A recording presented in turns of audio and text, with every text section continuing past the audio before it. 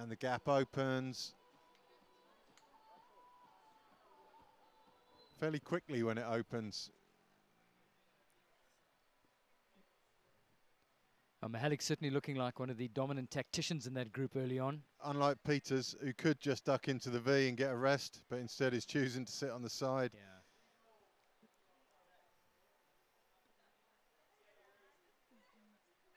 There's the three Arcaro, leaders. somebody who rolls in the boat. Still looking very comfortable in it.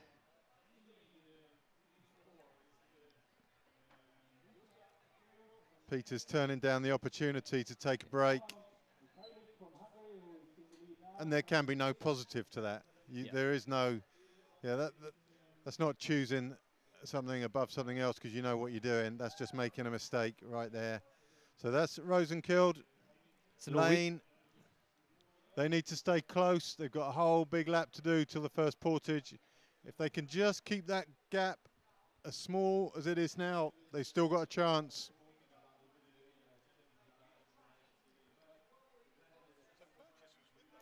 So Mihalik, Almeida, Peters.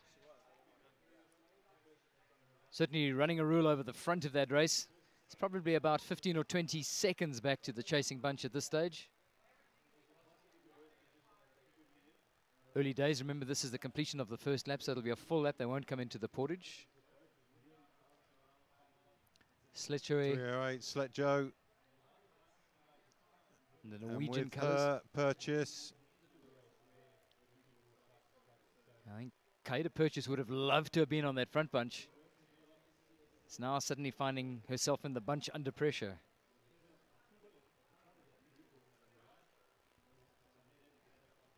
It's tough, and you have to adapt to the race you're given. And I'm sure she'll start working as the race goes on. There's still time. We're looking at slightly longer races this afternoon, aren't we? And yeah. There's. They're racing an extra full lap. You wonder what Aquero is working quite hard here, and if she falls off that group, then medals open up again. Aquero on the outside. Peters sitting on the diamond as they come around the turn. It's not that big a gap between the first and the second bunch. And there's a bit of chatter going on in that group as well about the need to try and perhaps close the gap as they head back up to the top. It's been Alvarez all the way. Yeah. And sooner or later that can't pan out. If you're doing all the work in that group and the front group is sharing, you just can't maintain that gap. So Alvarez needs some help from Lane and Rosenkilde.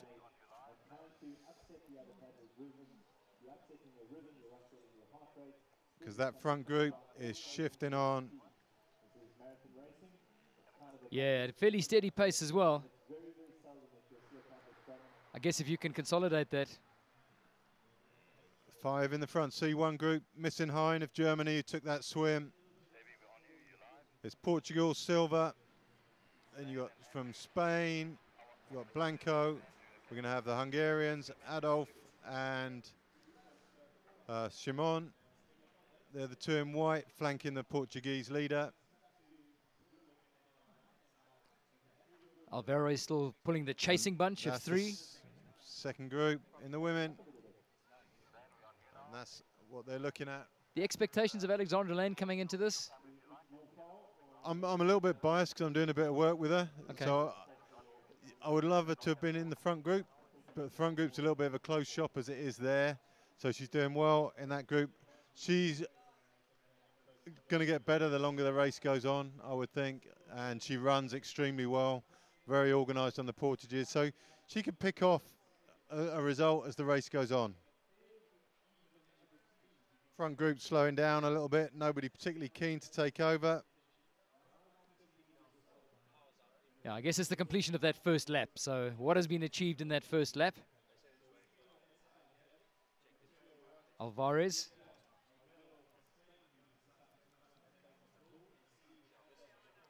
So the front, Arcaro and if Spain. anything, it's allowing the back 3 the opportunity to try and close that gap. Arcaro is not the fastest in that group, and she's been chased. The lead group is Alvarez, her teammate. So Alvarez will know if she can match Arcaro for speed.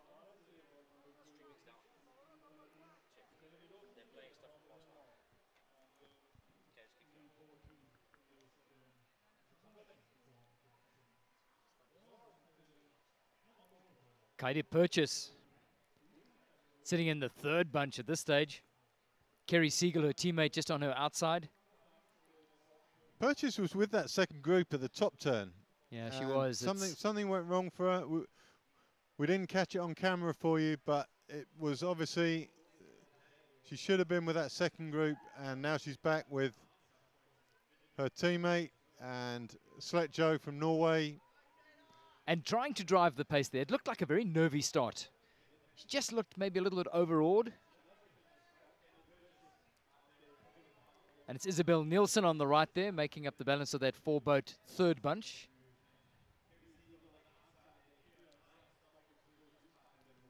So Purchase, he's paddling strongly there, that's for sure. Looking over her shoulder maybe, see if anyone will help her out. But yeah, she's stopped now. Yep. She was asking for help. And Sletjo taking up the pull in that group. I think it's a shame, because I think Purchase was moving better than the second group. And I don't think Sletjo will do that. The big weed on the front of the Hungarian. Oh, she managed to get it off just as I was speaking.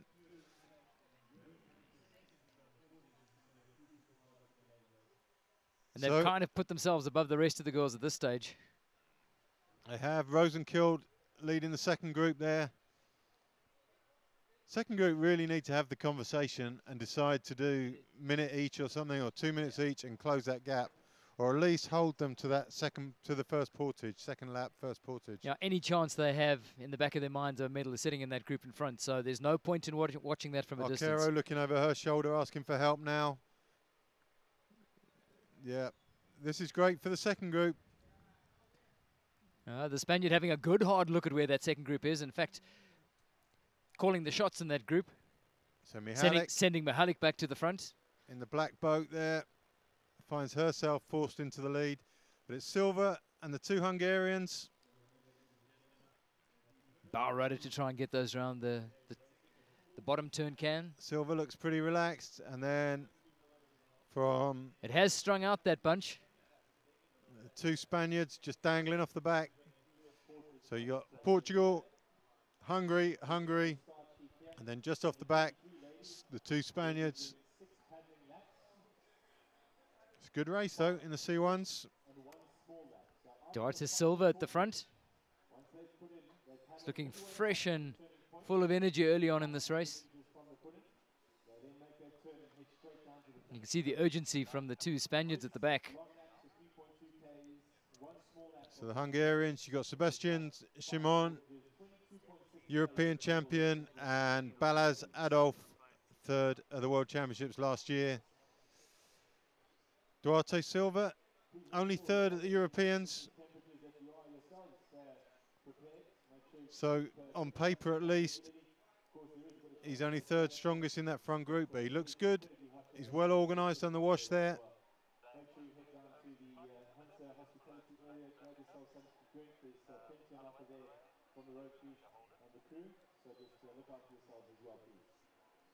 David Blanco at the front of that group. Sebastian Simon just to his right. And suddenly putting a lot of water between themselves and the two Spaniards who've fallen off the back. Often you see that when the group splits, because of the turbulent water behind, the C1s have to drop back a certain distance before they start maintaining they get their comfort zone back again, the water's flat enough and the gaps don't open up a lot further. So there's always that sort of rough water just behind the front group that's just too uncomfortable for these guys. It's Hungary, from Spain, so 257 is Balázs Adolf. He's leading at the moment. To his right, our left, is Sebastian Simon. And on the right of your screen there is Duarte Silva.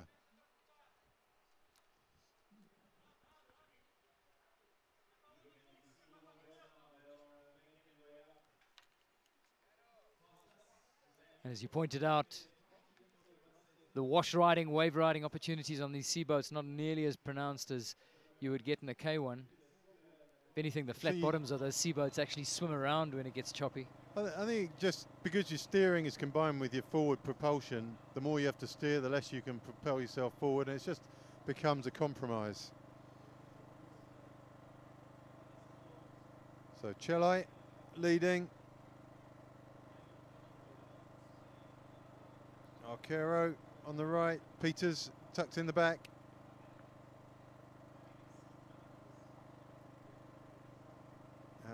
Mihalik on the far side of the group. And they are opening up a little bit too big a gap. And there we go. There's the move. There goes Chelai. Peters tucked in the V, isn't going to suffer here. It's going to be Arcaro if it's anyone. But she's hanging on nicely. Peters needs to move up a little bit to get round the turn well. She's doing a good job there. She's actually looked really composed. She stayed out of trouble. Happily sitting on that diamond. And away goes Mihalik. Chile right alongside her. This looks like a little bit of a planned attack from the Hungarians. See who we can shake off the back. They've done no damage. And this group just isn't travelling at that same sort of speed. Alex Lane going nicely round the turn there. Rosenkild does seem to have a problem with turns. Yeah, she's gone wide again. I wonder what's... Also goes back to setup on your boat. People are putting different rudders and sprint and marathon spec rudders in the boat, and you've got to be able to hug the inside of that turn. Otherwise, you're setting yourself up on a hiding to nothing. Yeah. I think you have to pre-plan the turn. I mean, if the turn's too tight for you to get round on all the buoys, you have to enter it wider. Don't enter it narrow and come out wide. You enter it wider and get round tidily. That's the third group, being led by Sletjo from Norway. Kaida Purchase hanging on in the back. Just ducked out the back. And I say hanging on because there's just a look of a young girl scratching to stay with the bunch. Yeah, it looks uncomfortable for her. Yeah. There.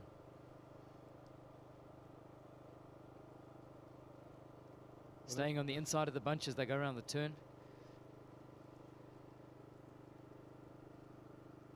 Nobody particularly motivated to do any damage there. There's Purchase on the outside, if anything, trying to drive the bunch forward. They'll reform to a tidy little diamond, and off they go.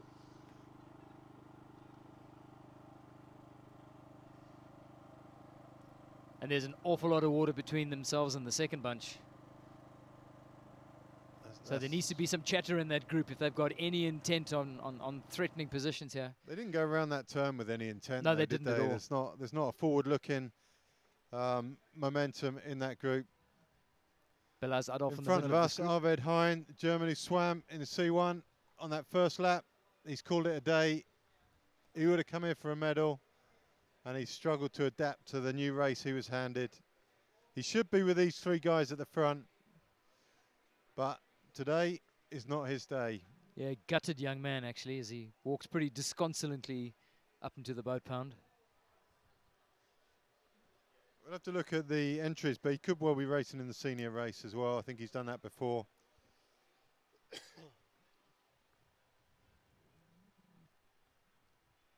So the front four continue to set themselves apart from the rest of the girls in this bunch. You can tell. The Hungarians, yeah, it's... Speed is being squeezed on. Peters has dropped off the side. She's gone on to the half V. Arcaro's working hard as well there now. Getting a little deja vu feeling here. It's almost like just opening up a little tiny bit too much.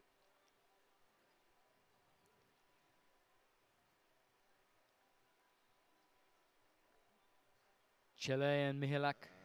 They're all holding their ground still. Under a little bit of pressure at the back. Love to get into the mind of Hermine Peters and see what her game plan is if she fancies a chance of a medal. Well, she medalled last year. She's got to fancy her chances here.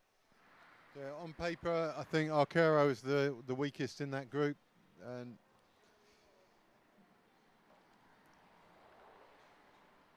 but they need to. Yeah, Peters needs to get the group organised again. The downside for her there, if she sits on that half V and Arcaro falls off, is that then Peters has got no fourth wash either. So this is the chase, second group. Alex Lane leading that chase at the moment. Rosenkild on her left. Alvarez on her right.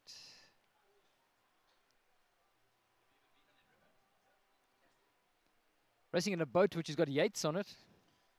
I think if you're Spanish, you generally have about 15 names, and you can choose any one of those 15 at any day, at any time.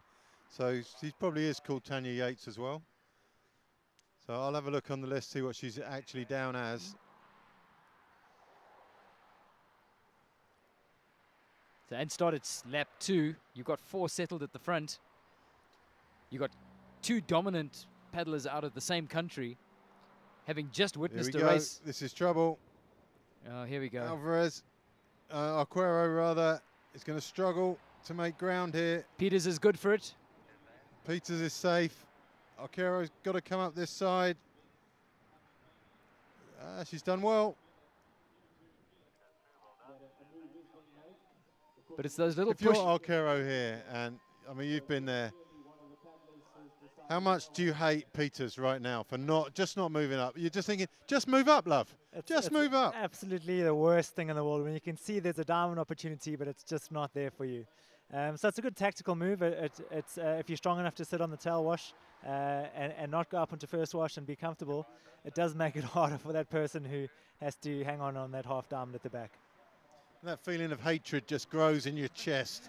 You hate them more every paddle stroke that they stay on the tail. It definitely does. It definitely does, because you know what you're missing out on, and it should be your turn. You should be there. You should be on that diamond, but it's just not happening. So it is very frustrating. But again, a very good tactic.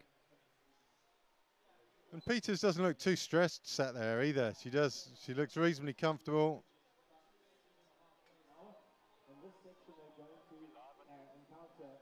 That's Sophia Celli leading out. Mihalik on her right. Peters causing Arquero all sorts of problems at the moment. And they've just got about 1,000 meters to the first portage. It's just been amazing seeing the pace these Hungarians have been setting. This is 2 races in a row, and they've just been relentless with putting the pressure on and just going hard from the start. It's going to be interesting to see if the other races pan out like this as well. They've obviously got a tactic and a game plan, and it's to go hard, and maybe it's something to do with the heat. They're used to training in the heat, but they're just going for it. It's amazing to see how strong they are. I think when they're mob-handed like that and they got two out of 4, it's very common to see them do that. Yeah, and the difference is their women are much stronger generally than, relatively than their men. I mean, you're not going to see the men try and churn it on when it comes to the seniors later in the weekend, but it works so well. Every time they race in the women's racing, they get 2 of them out the front and just keep piling on the pressure. This is the chasing bunch, which is gradually slipping more and more out of contention. Rosenkilder on the outside, pace being set at the front by Alvarez. I don't think this 4 is going to stay together for very much longer. I really don't. And I think Peters has to throw in a lot with the 2 Hungarians. And if Arquero stays with this group until she blows, when she does blow, she's going to be rich pickings for the people behind her. Into the turn they come. Celli and Mihalik at the front, cutting it tight around those boys, making it tricky for Peters. She's got her nose in there, just staying out of trouble. And now they're coming into the first portage. And I think they'll just squeeze that pace on and on now, coming into the portage. Be interesting to see what their portaging's like. We've seen various methods already this morning, some a bit more effective than others. Well, having seen the junior girls underwhelming with their performance on the portage, let's really hope we see something sharper from the under-23 girls when they get into the run. Can't beat a Danish flag. Well, fantastically sunny day here in Pietermaritzburg. Unseasonably hot for early spring, but it's spot on for hosting the Worlds. Spoke to Andy Burkett about it yesterday and the heat that we were experiencing in training, fully aware that the temperature was going to go up a couple of notches. He was kind of cautiously eyeing that Sunday temperature, because Saturday looks like it's going to be great for the men's and women's K1 title deciders. But it looks like the temperature's going to be rocketing up again on Sunday afternoon when the K2 races. Bear in mind, a lot of those guys will have raced K1s as well, so they're going to be a little bit fatigued. You're going to throw in the temperature on top of it. Could be a real gladiator fest come Sunday afternoon. And the K2, I think, is always one of the best races to watch. The wash hanging is much nicer in the K2s. Groups stay big sometimes, and there's a lot more. Well, there's a lot more people in a small space. Yeah. So it's always a bit more hectic. So here we go, first portage. Let's see how the girls do. The Hungarian girls will get out first. Good fast takeout. Peters sticking with them, but the Hungarians have suddenly put a bit of space between themselves. You've got to know, if you're those two other girls, if these Hungarians get in and they get in together, then that gap is going to open and open. Peters has to run hard to keep up with them now. It looks like, I know Arcaro is still there. Sorry, she was behind the Hungarians. I didn't see it. Nice little knock on the rudder there. Mihalak in the black boat getting down to run long. They're effectively putting it Arcaro together. needs to run long now. Oh, running right up to them. She could have come to the end of the landing stage. She could have got just a little bit. But the two Hungarians are away, and they're away with intent. Peters very slow getting in. All sorts of trouble. Arcaro isn't going to be fast enough to catch the Hungarians.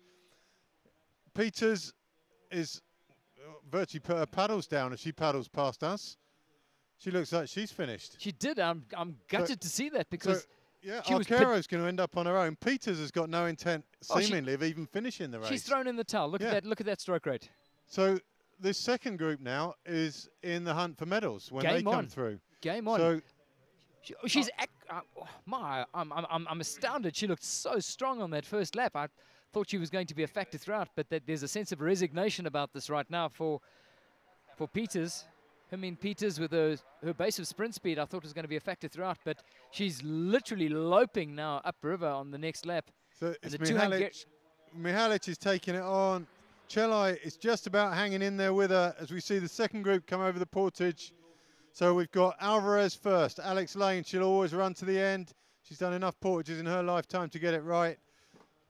She's done DW back at home. That's one of our long events. Enough times to be fairly safe on the portage. And these two are away well. Rosenkilde in all sorts of trouble behind. So it's Alvarez and Lane. If these two work together, they can now see in front of them is Peters, who's making no progress at all, and Arcaro, who's going to be strung out on her own. And between Alvarez and Lane, there's a medal, I think, to be picked up somewhere later on today. Emily Rosenkilde just sloppy on the put-in. Tried to take off with the nose of her boat, pointing into the jetty, and just couldn't get away, but she's certainly doing everything she can to try and get back onto that bunch. She's got a massive vested interest. She really does need to put a burn and get back on the wash there. The two Hungarians now, look at the space they've driven between themselves and the rest.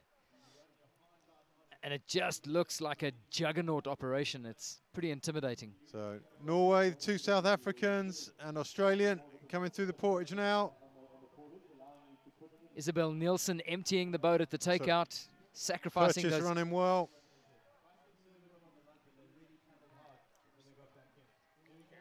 Kaida Purchase being shadowed by Kerry Siegel, her teammate.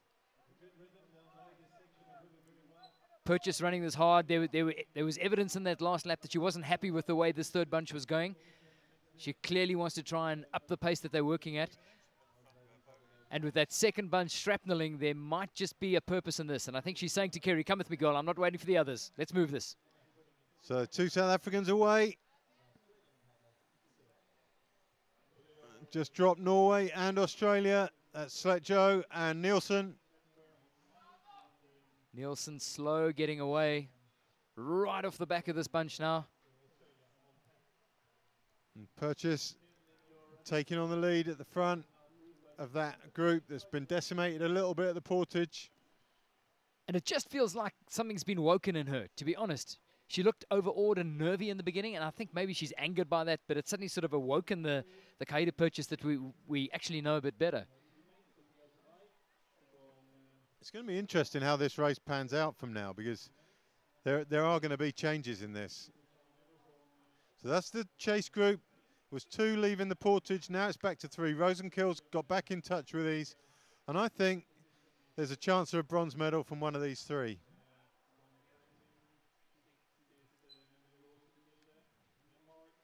Alvarez has been doing a lot of the leading in this group. Hopefully at some stage we'll get a graphic up that will give us the time splits between them and the leaders. But for now, it's the front of the C1s with the two Hungarians and the Portuguese, Silva. Duarte Silva,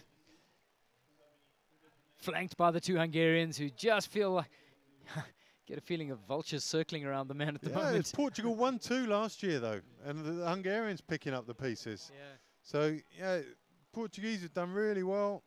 They've had world champions at senior level as well. Leans that boat right over, and it's a great tight turn.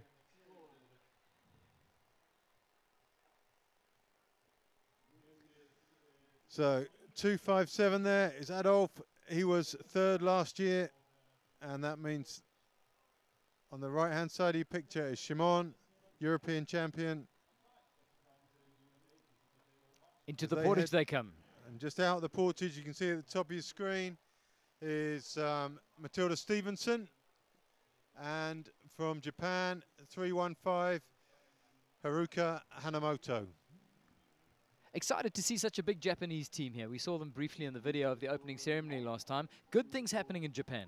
Yeah, and they competed last year as well in Germany. And they're doing a bit better this year already. So, yeah, they were trailing well off the pace last year. And kind of up with the, albeit the tail end, they're still in contention. So back with the two Hungarian girls at the front. It's Mihalik. And it's a minute, just over a minute and a quarter back to that chase group where we think a possibility of a medal will come from. Between those, the top one and number 5 there, we've got, who's in there? We've got the Spaniard, Arquero, and Hermine Peters from Belgium in 3rd and 4th, but they're paddling on their own. So Hungary 1, Hungary 2. Have we not been here once already today? It's deja vu. Mihalik and the black bow tighter on the turn. Chelai on the outside coming forward to take up the pull now. Mihalik, second last year in Germany. She'll be keen to move up one from there. And with Kisley out of this race now, Kisley was a class apart really in the under-23s. And there is Arquero. You can see how much distance she's lost. Yeah. And that gap is only going to get bigger. All you can hear in that situation is hunting horns from the crowds behind you. It's like, in they come. In the she is going to be hunted down. Yeah. Under pressure and start is how the athlete responds. You can give somebody all the technical skills, you can put them to all the training and conditioning, but when you put them in the heat of the moment of competition, especially when things are not going according to plan, that's the ultimate test of the athlete, because it's more a test of a character rather than your physical conditioning. The sort of pressure she's finding herself under there.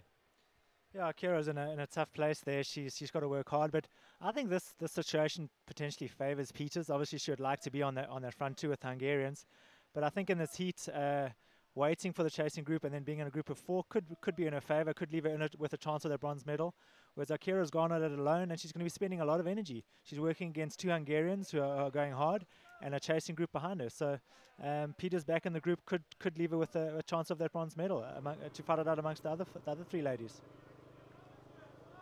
Oh, that's a really good point. But when Peters left here, she left with so little intent. Didn't look like her mind was even on the race anymore, did it, when she left here? She wasn't looking back to see where they were. She just kind of called it a day, it looked like. So these are the group. They're about a minute and a quarter behind the leaders. That's the front of the C1 race with Silva, Adolf, and Shimon. Some 45 seconds ahead of Shelestenko, and the other Spaniard is back there somewhere with Shelestenko. That C1 group is actually moving at an almost pedestrian pace. I think it was Silva who finally said, "Come on, boys, that's not acceptable. We're potentially going to run a risk of somebody joining onto the back of this bunch," and he was the one that actually upped the ante. The 2 Hungarian girls. Selai now at the front taking up the pull. Nearing the midway point in this race. They've raced themselves into a position where it's a race within a race. This is ultimately going to decide the gold.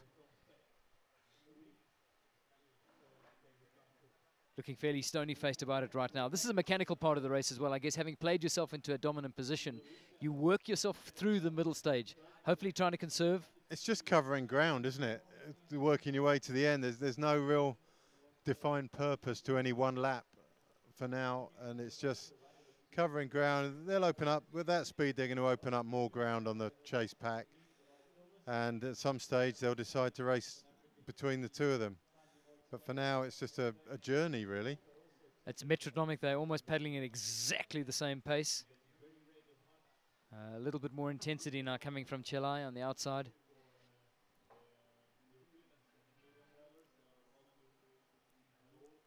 Heading downriver. It's a good job we don't have K4 marathons, isn't it? It'd be quite a hard team to beat, wouldn't they?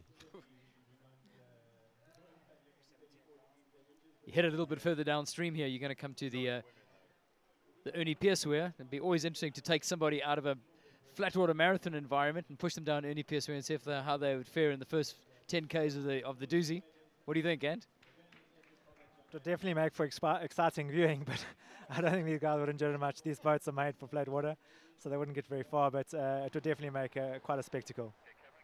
You see it even when these marathon guys went into the surf ski for the first time a few years back, the assumption was that they would be half decent. And myself included, we were shocking. I mean, we were so far. I paddled, I'm trying to think who I came in with. It was one of the South African Masters paddlers, Matt Carlisle. Matt Carlisle, racing Dubai. And you all come into the final buoy having been spread out in the ocean. I came in, I thought, Jesus. Surely not, but that's how bad we were. And we thought we were half decent, you know. So, yeah, I mean, you do become a one-trick pony when you're as good as this as something. Well, it's something as this, rather. It's a great place to go because if I was to throw this out there, greatest male paddler of all time. Oh, mate, I hate this. I hate this. It depends. For me, you're still looking back to the sprinters and Knut Holman, probably. And greatness there, I'm just measuring it in how perfect it was. So I'm judging it on how refined the skill was. If you're looking at overall paddlers, you have to come to someone like Hank McGregor, who covers so many disciplines. But I don't know if you watched the Sprint Worlds last weekend. Yeah, I did. Sean Rice raced. And Sean Rice would be kind of top end here. He's top end in the ski. But you see the beating someone like that takes from the people who've got that level of refinement. And it's quite it is quite a brutal beating you take. So I think to judge, pick one out I think that was an unfair question. I resent the question. Yeah.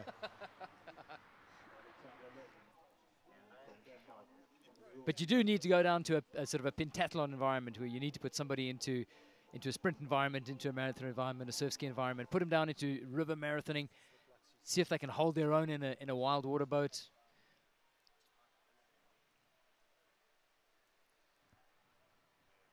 So Chelai on the wave of Mihalik. They're moving at a steady pace here. There's absolutely no doubt that they are pulling away from the rest of the field. And Aquera is try as she might in the background there. And you can see she's not relenting at all. But those two girls in front are just getting smaller and smaller. Absolutely. You got Aquera, nearly a minute behind. And drifting towards us in the middle of the river is Peters. And if she's with Arcaro there, who was in front of her leaving here, that means she didn't go around the top turn anyway. So she's come in, she's called it a day. So, you know, she's out for now. Well, she's out totally. And Arcaro is not gaining ground on the group of three behind her, that's for sure. That group of three chasing Arcaro must see the opportunity of a bronze medal. Yeah, it looks just visually that they're reeling her in. And there's nothing more exciting than getting a group together to hunt somebody and then just getting the sniff that you're reeling them in. Yeah, there is that chase group. That's currently the third group. But between them and the first group, which is the two Hungarians, is a single Spaniard, Arcaro. And it's going to be a nervous look back from Arcaro when she goes around the turn. Yeah, you want to make eye contact when they turn around and just see whether you're catching. That fleeting bit of eye contact can be a hammer blow because Alvarez is driving that group pretty determinedly there, trying to hunt down her teammate. She's been doing a big proportion of the leading, but I do think that they're travelling better than Arcaro at the moment. Bit of a welcome breeze blowing over Campsdrift here. They'll be feeling it out there. If you have just joined us, it's an unusually hot spring day in Pietermaritzburg. The temperatures are into the mid and will be into the upper 30s a little bit later today. So pacing yourself, reading your body, looking after your hydration, definitely going to be factors as the day wears on today. C1's around the top turn. Same three as I think it's going to be right to the end of this. Silva, Shimon and Adolf. Oh, Oi, oi, oi. bitterly upset Hermine Peters. No one wants to see that, word. really. No, it's too sad. A lot goes into this. Peters, they were first in the B final of the K2 500 2 weeks ago in the Sprint World Championships and looked very good doing that as well. And yeah, maybe too many races too close together, just run out of motivation. But it's horrible when you see athletes that unhappy. I guess when you train to that level, I mean, you're doing it for one reason. You want to get out there and win medals. And to have that all just implode around you, I mean, psychologically, it must be almost impossible to shrug that off. Yeah, different days, different athletes. On another day, she might well have shrugged it off. It's today she hasn't. And sadly, today is the day that counts. And yeah, I'm sure she's pulled back from being behind in the past, and I'm sure she will do again in the future. But today it wasn't to be. It's one of those days when you paddle in and look into the face of coach, looking imploringly for something from coach, which is going to make you feel better or understand what's just happened to you. There's Arcaro having a look back over her shoulder. That is not going to be a comfortable look back for her, I don't think. It's she's still got about a minute on that chase pack, but they've still got 3 whole laps to go. And I think she can feel the target on her back. And she certainly can't see the target on the back of these two anymore. She's well out of sight of these now. These two both fairly cleanly through the portage. So portage number 2. Mihalik leading them coming into the portage. July on the inside. Both of these girls with handles on the left-hand gunnel of their boats. July out first. July going for the longer run. Drops her drink bag. She's going into the feed zone. Yep, into the feed zone she goes. Great shot as we track her in. It's nicely Mihalik done not by really the Hungarian support there. She concedes not an inch by going into the feed zone. Hungarians aren't always very efficient at their drink swap overs. Sometimes it's a thumb in the eye, and other times they just throw the drink away, but that was done nicely. They're both going to get in pretty much together. Chilai moves a little bit better on the land than Mihalik. And away she goes. Just slow getting hold of the paddles.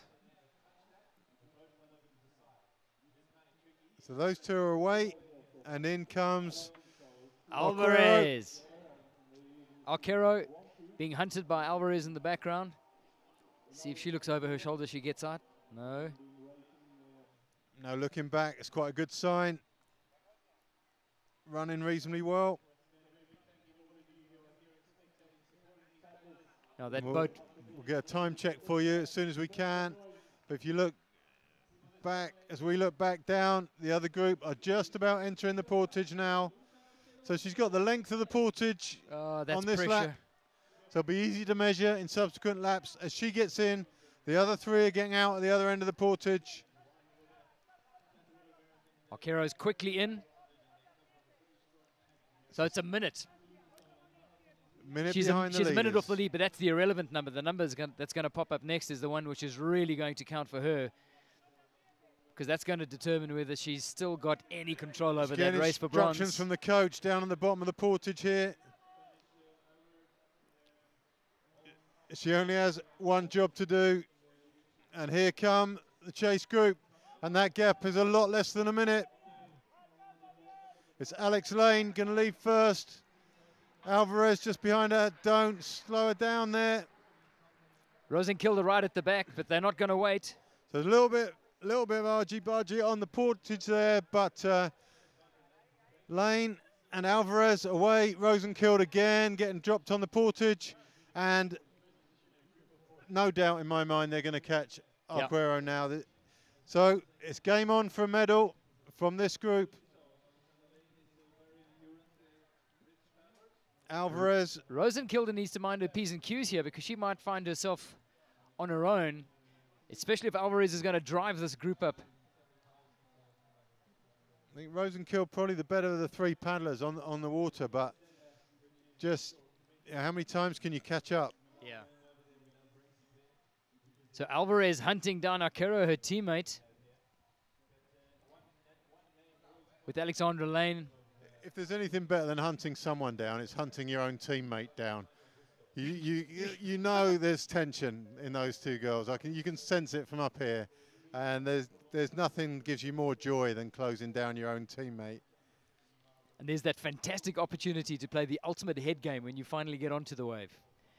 Do you say anything? Absolutely, you say something when you get there. Yeah. Yeah, I don't know what you'd say, but you'd think of something really irritating. No, you can plunge in the dagger and twist it with a couple of words. The other famous race that happens between Peter Marisburg and Durban is the Comrades Marathon. Bruce Fordyce was the legend of that for many, many years. And his famous job, he often used to run from behind, but he would run up to the guy, smile into his face, reach over, shake his hand, and then take off into the distance. And you don't ever come back from that. You're done. There's Arguero. She knows her days are numbered. Little look over the shoulder there. So what do you do in this stage, Anne? You know, you've got decisions to make, and I think they're important decisions. Yeah, I think Arguero, she's gone on hard to chase those leading two. The right thing to do initially, because obviously she hopes she'll get to them. But I think now with three boats chasing, she needs to consolidate. She needs to slow down the pace, start recovering. And then once the group catches her, she's hopefully the stronger boat.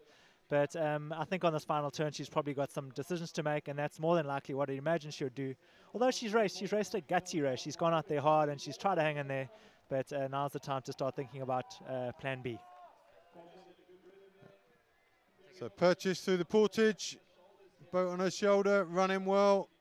Both these girls running very, very nicely. Slet Joe just behind them, losing a little bit of ground.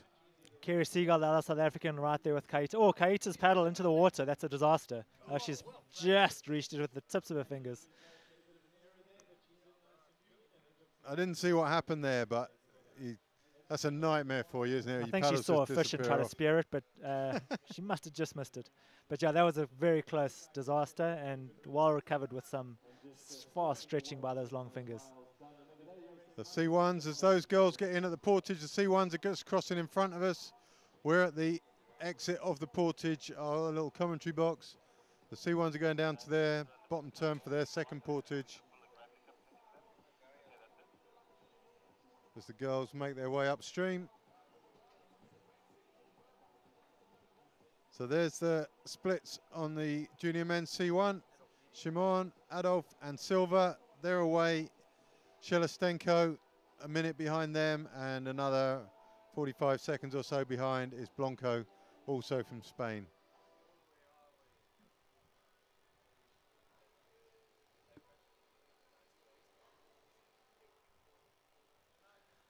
I'm assuming by the way these C1 guys paddle that their paddles go a bit deeper than the K1s and K2s, and if that is the case, where they're paddling right now is a really shallow section. It's fortunately just mud, so no risk of damage, but I think it's definitely going to be affecting their lines and the way they're paddling through that area. Actually, in Portugal at the Europeans, there was a shallow section just after the portage, and one of the guys, he hit the bottom with his paddle and it just launched him straight out the side of his boat. He was just left there in the water right next to his boat. It happened so quickly. It was really impressive to watch. The Hungarian girls keeping on the pace at the front of the women's race. Women's under 23 is going to go the same way as the women's juniors. They might even be the same two boats, aren't they? It looks like the same two boats. It's amazing. So they're going around the top turn. Seems so nervous going around the turn. She's put her paddles down a couple of times, hasn't she? And just sort of tapped her way round. once they're round, they could just float round from here.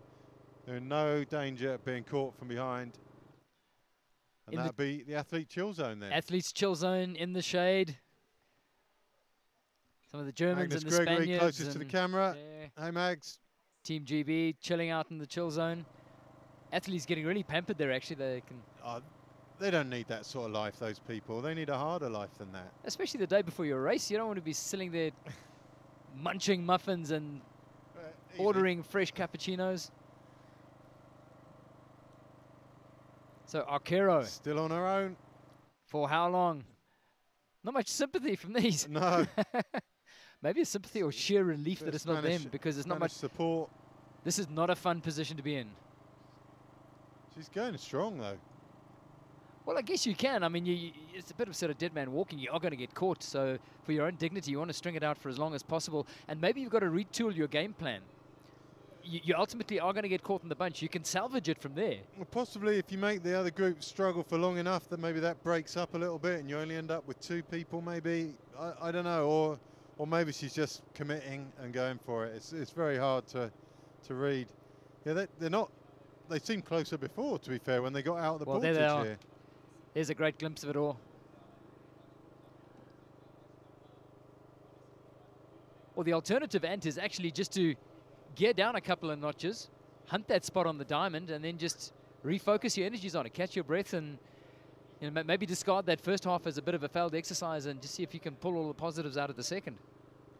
We saw a very similar situation in the senior men's race in Singapore in 2011, I think it was, where it was just as hot as this, possibly a bit hotter maybe, and Hank McGregor made a clear break from the field and realized that maybe it was probably safer to conserve and drop back to the bunch, and from having a big lead he dropped back to the bunch, conserved, and then managed to take the end sprint. So Alquero's got to think about those kinds of things, and but I must say she's going flat out for it. Ideally she doesn't want them to catch, but I think she does need to at least possibly reconsider the thought of slowing down, conserving, and having the energy for when the bunch catches.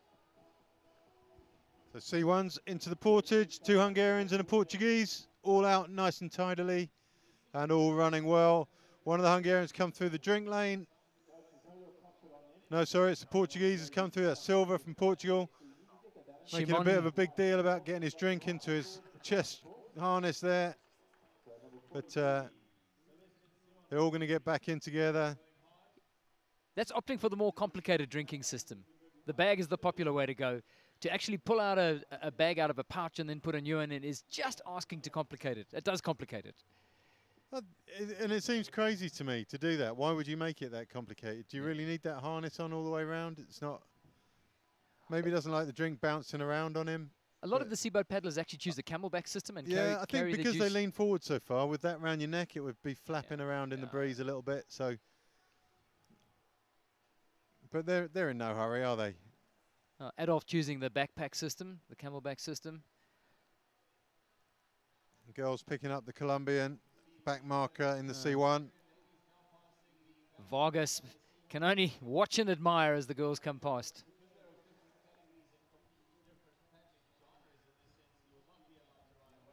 Out onto the portage goes Shelestenko. Shelestenko running through the portage. A good minute behind the leaders, though.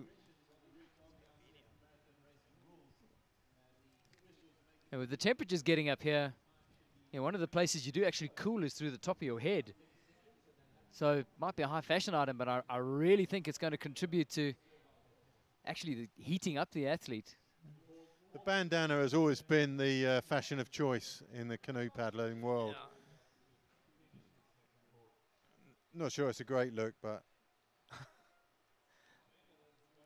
that's not really a bandana, is it? He's coming across the front of us. It actually looks like a proper beanie. Looks like a teapot cozy, man. So Shelestenko now on minute and 15 off the pace. Being set by the front 3. Big man, long arms. I'm thinking with the name, he hasn't got Mediterranean heritage either. So I'm thinking he's probably more used to a Northern European weather pattern than the Mediterranean, but he's chosen to wear a hat, and we'll see what happens.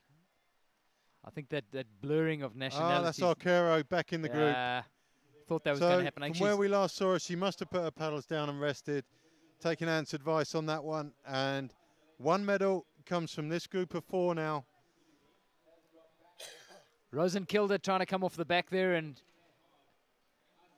tighten the screws a little bit. Lane on the outside, a little bit of a mess in that group, but Alexandra Lane now trying to go to the front.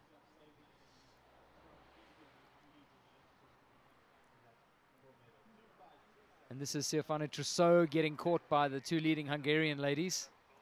C1's, of course, not allowed to sit on the wash of the class that's overtaking them. That's one of the rules. It's sometimes hard not to, especially on a course this narrow. I mean, you've got to go.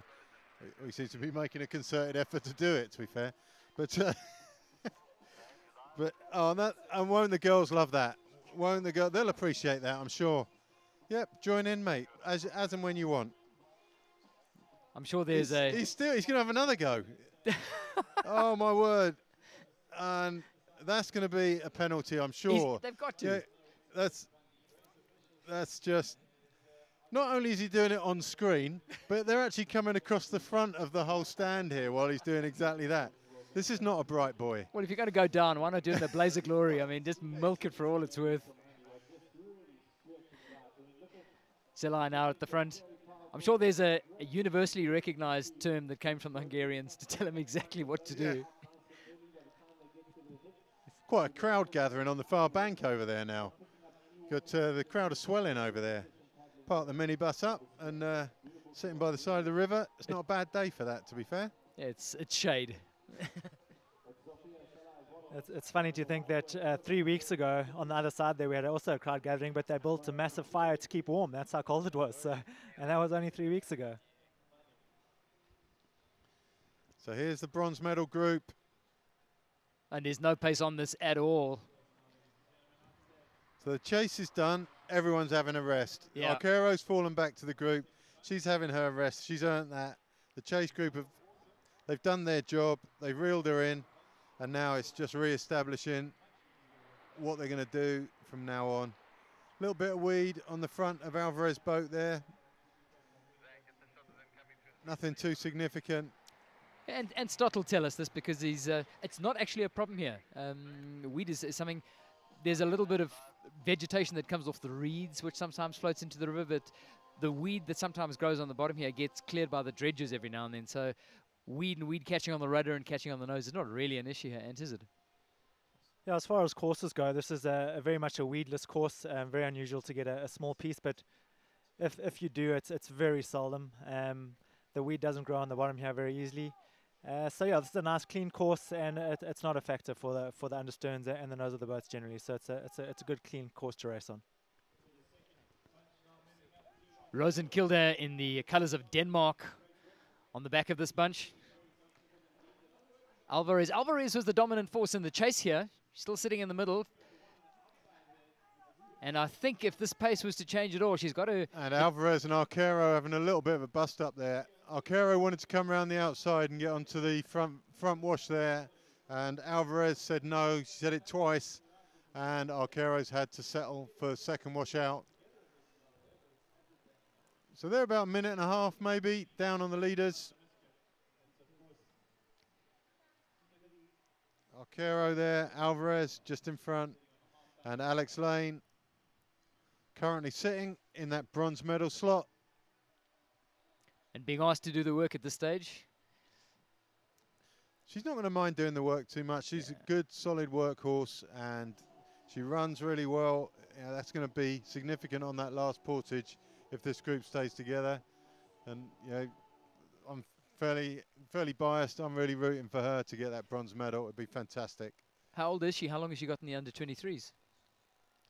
Yeah, I really wish you hadn't asked me that because I have no idea. I'm sure someone will tell me. Well, we got the dates of birth here. So she's born in 1994, and that looks like the oldest you can be in the under-23. So it's her last year under-23. And committed to going the whole log into the senior ranks? Is there long-term canoeing I hope career so. there? I mean, she's relatively new to it, and she's made huge improvements over the last year. She's been training at one of the most progressive clubs we've got in the UK at the moment, Longridge Club, under Tom Daniels, his guidance there. She comes down, sees me a couple of times a week, been doing a lot of technical work with her because she had some floors that needed ironing out fairly urgently. And she puts in so much effort and tries so hard to get things right that I really hope someone like that gets a reward for it. So the C1's being led by Balaz Adolf. Great technique in getting these boats around this tight turn. Graded turn, 4 boys. What you see on the raft there is the panels from the timing system. You can follow the live timing, by the way, if you go to finishtime.co.za. It's also linked off the homepage of the website, WMC 2017.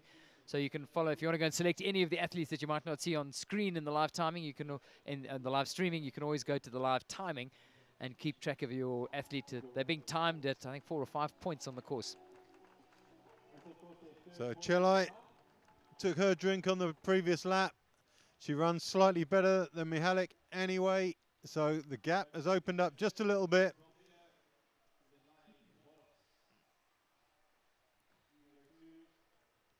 Chelai first in. Mihalik running down to almost exactly the same spot. Ooh, didn't look too comfortable paddling away there. Yeah.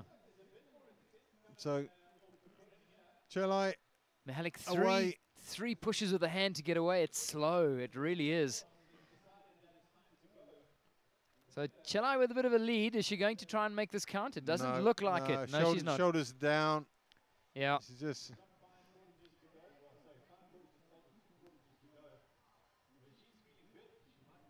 So I think if Chelai gets a lead like that or anything like that on the final portage, it will be job done.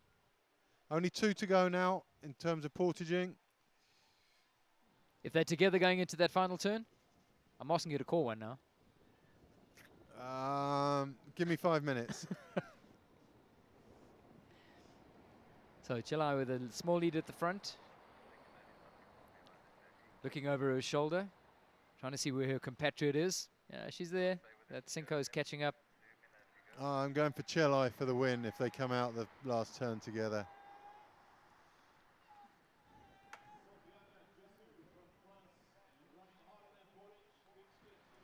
I would go the Mihalik way, and I'm basing that purely on that turn around the last turn, Ken. She's got pedals down already. They both got pedals down at the stages. Through the portage comes Alex Lane.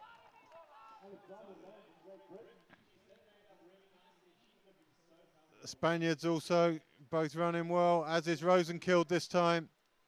But Alex Lane will get the best place on the end of the portage. Rudders in. Ooh. Jumping in. Quite well organised so far. A little bit of contact, but nothing terrible. Dropped on the back of Alvarez's boat, but as you say, no consequence to the race. And away goes Alvarez. She might be looking to shake this group up a little bit here. Tanya Alvarez at the front, looking far more determined. They had a very comfortable paddle within themselves all the way around the bottom turn. Arquero with a bit of a journey to do around the outside of that group. She's got to get up to the side of Alvarez. Alvarez making it a little bit easier by slowing down now. And Rosenkild has got one thing planned, and that's the diamond. Diamond, and get your drink down you as soon as you can. This is Trousseau in the colours of France, all on his own in the junior boys K1 race. C1.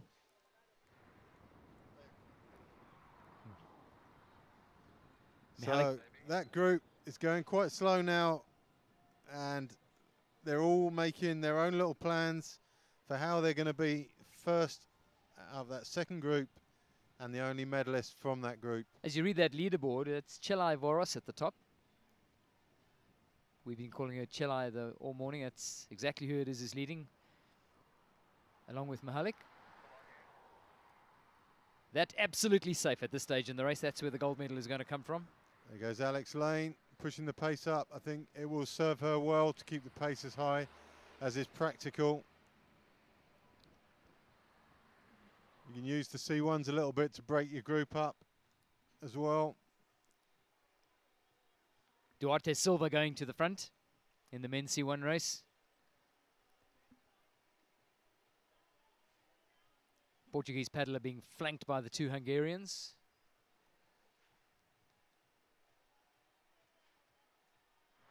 It's a tough discipline at the best of times, but when you start getting into the sharp end of a marathon race, having been kneeling and using your torso and that twist, you throw in the heat and a little bit of wind, which makes it really unstable. Bear in mind, kneeling in that boat, your center of gravity is so much higher, and getting buffeted around, you get waves and wind, and the sheer endurance of having been paddling for an hour and 20 minutes. Tough times. If you're going to ask me to justify why they do it, you're asking the wrong person, Dave. I mean, it's a different aspect to the sport, and it's equally valid. They impress you in different ways to the way the kayaks impress, but nonetheless, the quality at the top end of those fields is very good. It just needs filling in at the bottom end, I think, the fields in the C1 races. There's an effort coming from Alex Lane here. She took this bunch through the boys that marked the short turn, and she's definitely trying to wind up the pace at the front. Until now. Yeah, I did. But no, I think it will fall well for her if the pace stays a little bit higher. Arcaro looks tired. Alvarez maybe the strongest in the group. I think Rosenkilder's got more to show here. Yeah, I really do. I think she's boxed clever. I think she's been very streetwise about the way she's managed her place on this group. And now we're clearly in a position where there's one medal going to come from these four. Alex Lane dipping around the back to come up the outside of Rosenkild. Alvarez is intent on not letting Arcaro have a good wash. But here come two South Africans and the Norwegian. Kaya Purchase and Kerry Siegel jumping out first, bumping boats. Straight onto the shoulder. Doozy style Kaya Purchase run. Even Sletjo now learning from the South Africans that carrying on the shoulder is quite a good idea. That's Sletjo's father there, Arne Sletjo. I used to race him a long time ago. Doing the support for the Norwegian team. Super efficient in the feeding zone.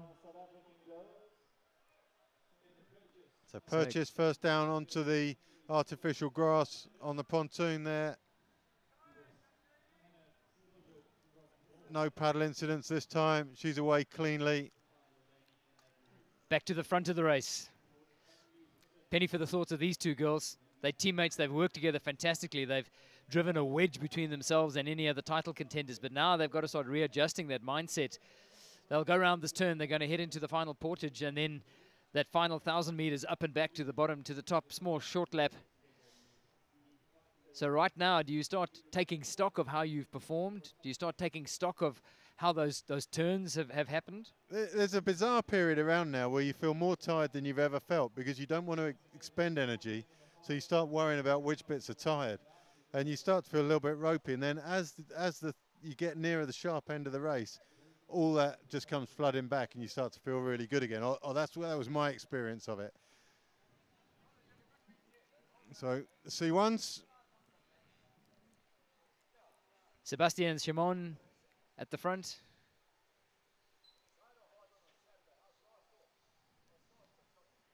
You can always see the intent from the amount that they lean forward in their boat. Chimon's the one who's reaching forward for the catch.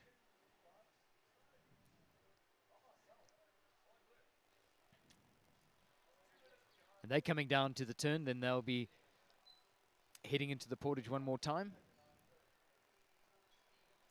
As you can see from the ripples on the water, just the slightest of breezes, which is manna from heaven from these paddlers because it's really starting to get hot here. And that little breeze, while it does a good job at dehydrating you, it just keeps the body tactilely cool.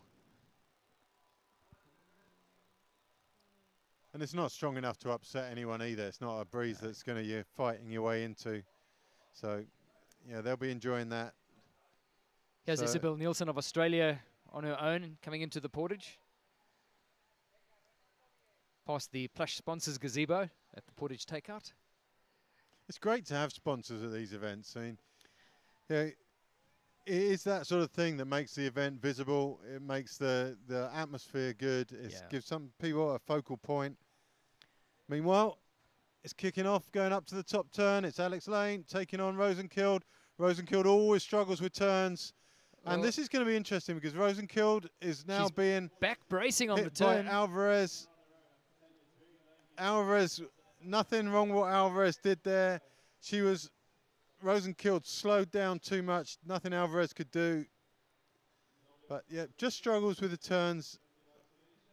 And she's come out, they've all come out clean. It's all going to be back together. But again, it's Arcaro having to make the journey from the back of the group to the front of the group.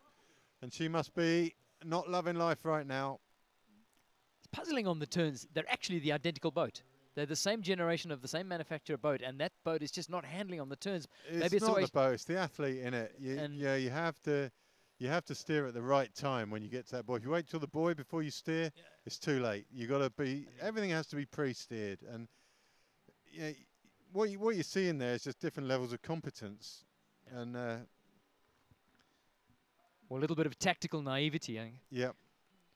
Sarah Anna Mihalik in the black boat, pulling the bunch of 2 Hungarians. This is where the gold medal is going to be decided for the K1 women under 23s. I think it's only one more portage for these girls. Yep, that's right. So there's one more portage and then a short lap. So you want to start maybe looking for putting on the pressure, looking for the slightest crack in composure or a mini mistake, because sometimes it's all it's going to take.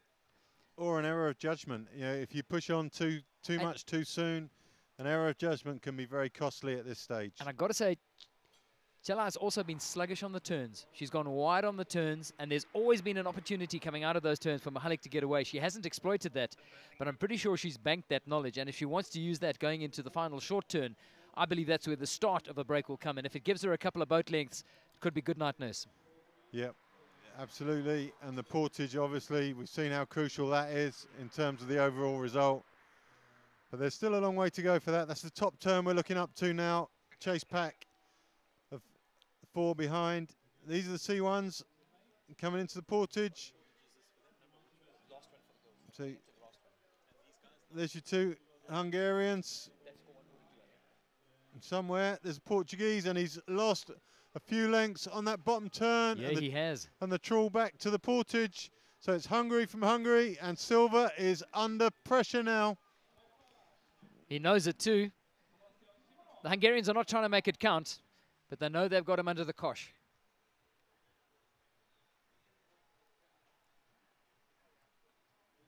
Got a K1 putting in just ahead of them. Complication of the Japanese K1. It just is creating a bit of confusion there. And he's put his C1 in on the inside. Of her. Muppet mistake. He's waiting. He did well to wait and be patient there. What a fantastic put in with that drive off the left leg. Got himself out of a lot of trouble. He did very well to be patient. That could have ended badly for him. Silva in the background there has given up the chase. Familiar inked it. 2 Hungarians going for gold. There's the familiarity right there on screen. So, Ann Stott, I'm going to ask you to make a call. We're heading into the final portage. The portage will be decisive. Let's assume that these 2 girls are together in the same sort of format here. It's Mihalik and Selai together. 1,000 meters, 1 tight turn. I think just judging from the last race and how they've duplicated everything so far, it's potentially going to be Mihalik in the black boat, just going on what they've done. And the next race as well. Judging it on the black boat, wise words.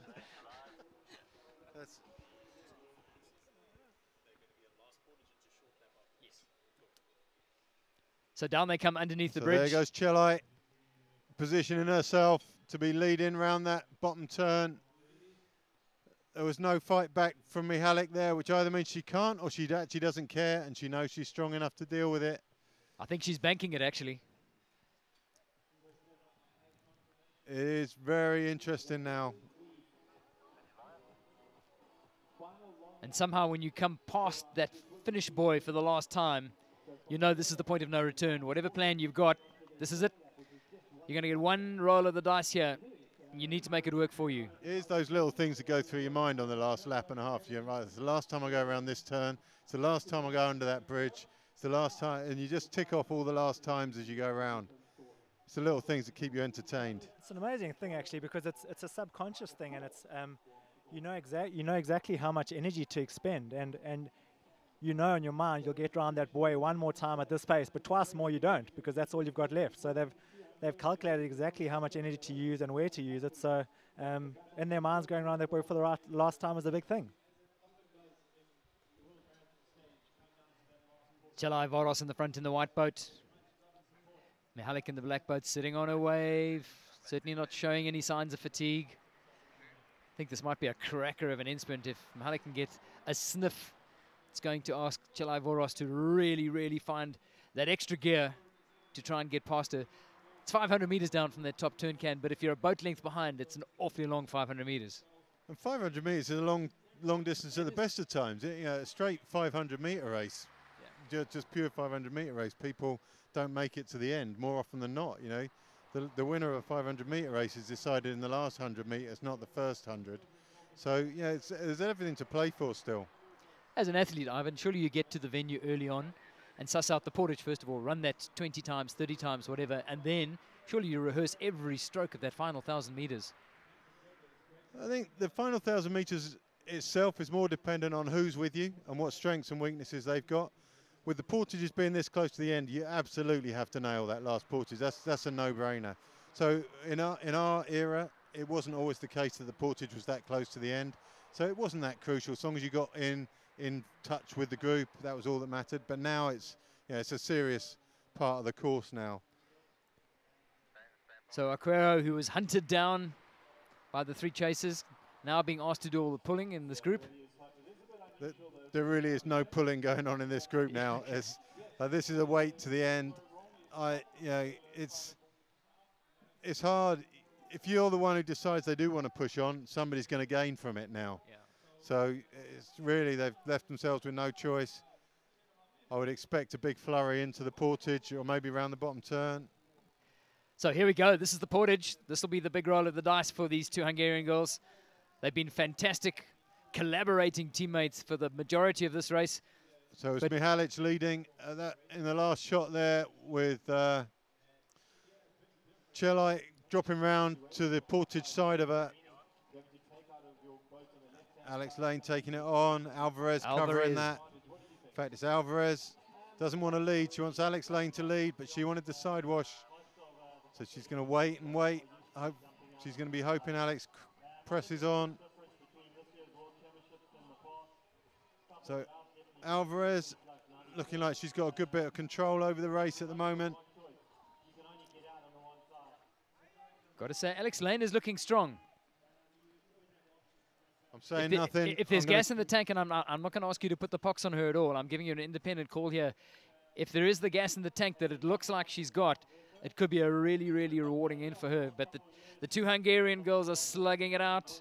Mihalik slightly ahead. She's going to have the lead coming into this crucial final portage over Chelai. So about 50 meters to go to the portage. No. It needs to be clean. We saw this morning what happens if you rush it. So here they come.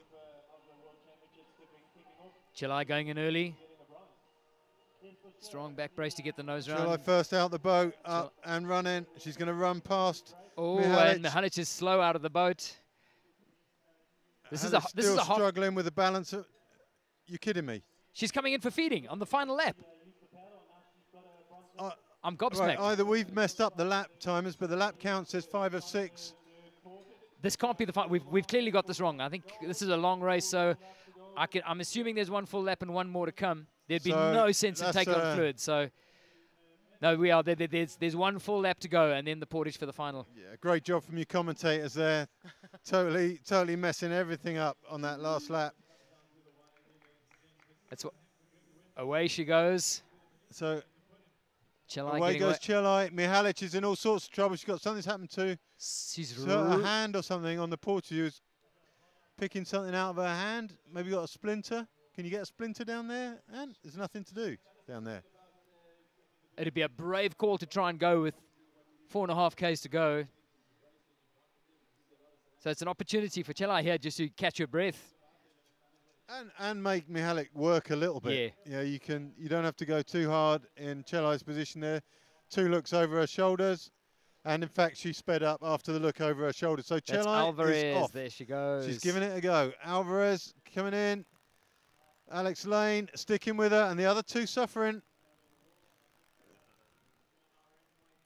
Arquero looks like she's done, to be honest. Rosenkill missed the jump.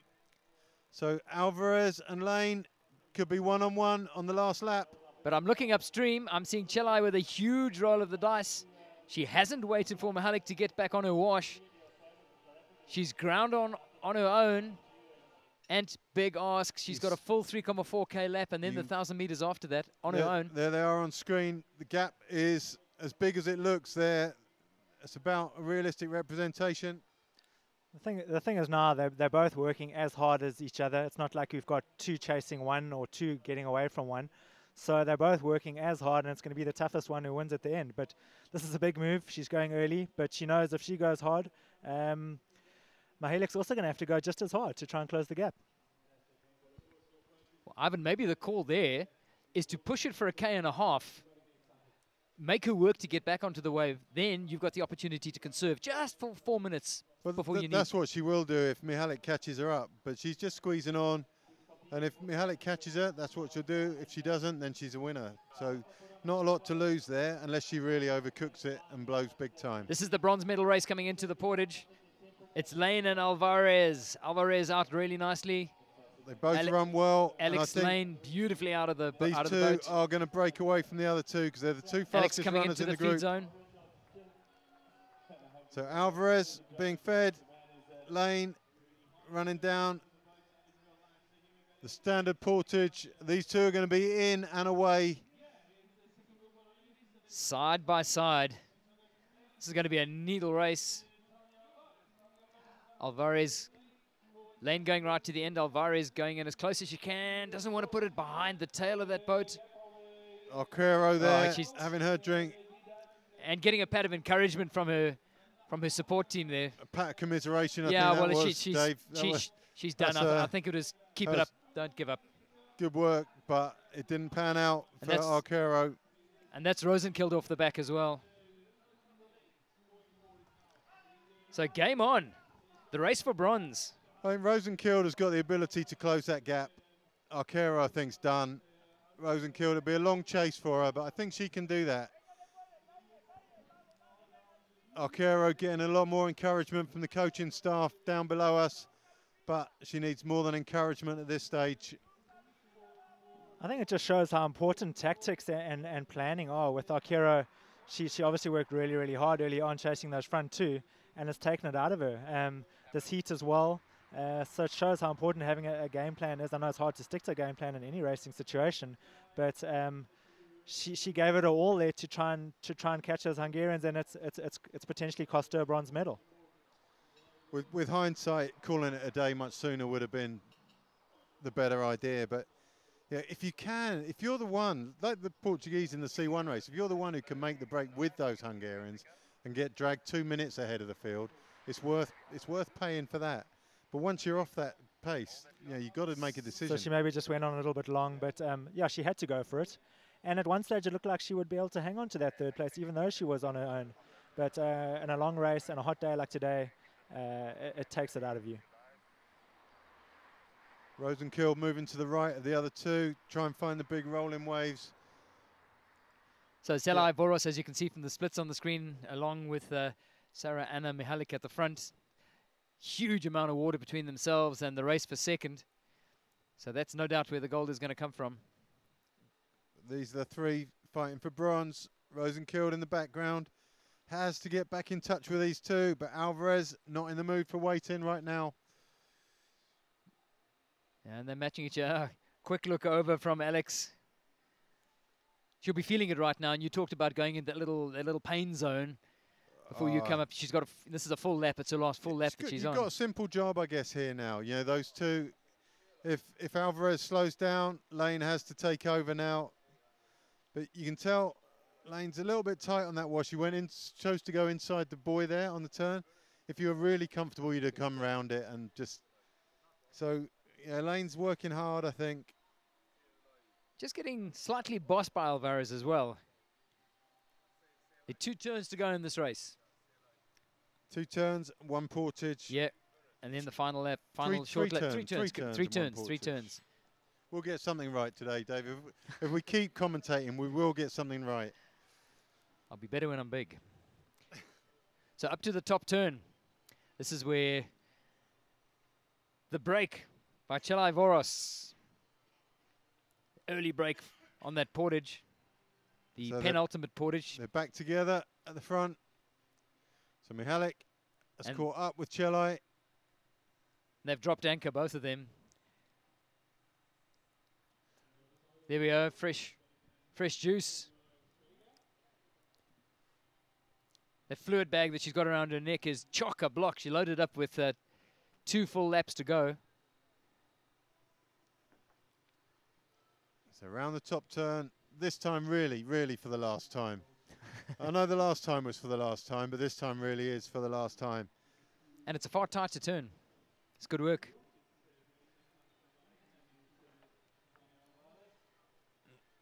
So that's your gold and silver right there. We still don't know what order.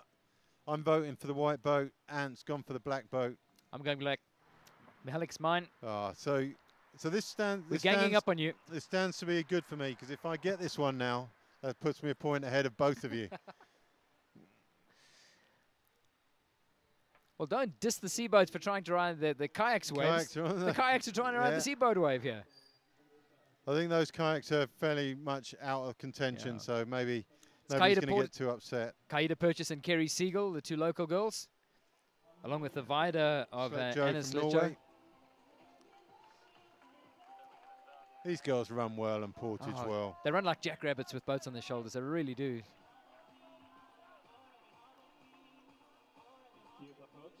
There'll be a fair bit of pride at stake here as well between these 2 girls, because they'll be disappointed that they weren't nearer the sharper end of the race. But being locked together at this stage, I mean, they're friends and they're teammates, but you kind of surrender that at this stage in the race. There's absolutely no team loyalty or no friendship. You kind of need to shake hands on this and say, right, best girl is going to win this. Kaida Purchase getting away ahead just of Kerry Siegel. Overstern versus understern. Both South Africans away ahead of the Norwegian there. And Keats is having a look over her shoulder to see if the Norwegian's going to join them. There's still quite a way to go in their race. It's Samuel Vargas, the Colombian seaboat under 18 paddler, who's all on his own, and he has been the whole of the day. Keeping his chin up, good man.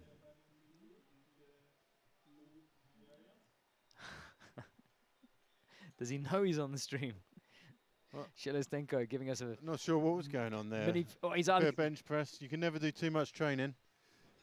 Take those opportunities. Maybe he's working cramps out. Maybe he's got a tune going through his ears to sort of while away the miles. Maybe it's just plain old heat stroke and he's losing bodily function. He's going nuts. And just talking about how shallow the course is, if you look, this is the left-hand turn down to the bottom turn can. You can actually see the vegetation growth on that shallow inside. You can see the way that the wind is affecting it a lot less there. That inside turn, and if you cut the corner, you're in trouble. It's very shallow there. It is very shallow, but it's not that shallow because they actually dug away a lot of that bank to make it wider.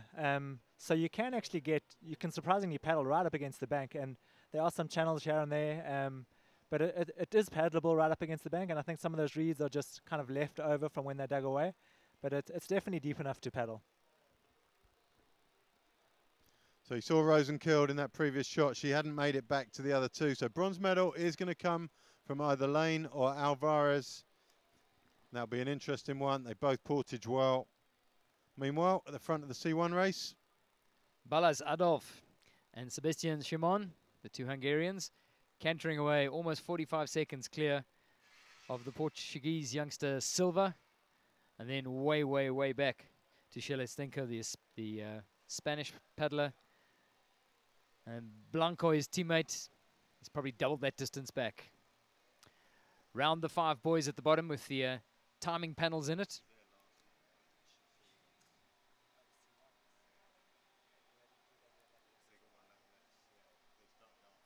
So the 2 Hungarian girls, stroke for stroke.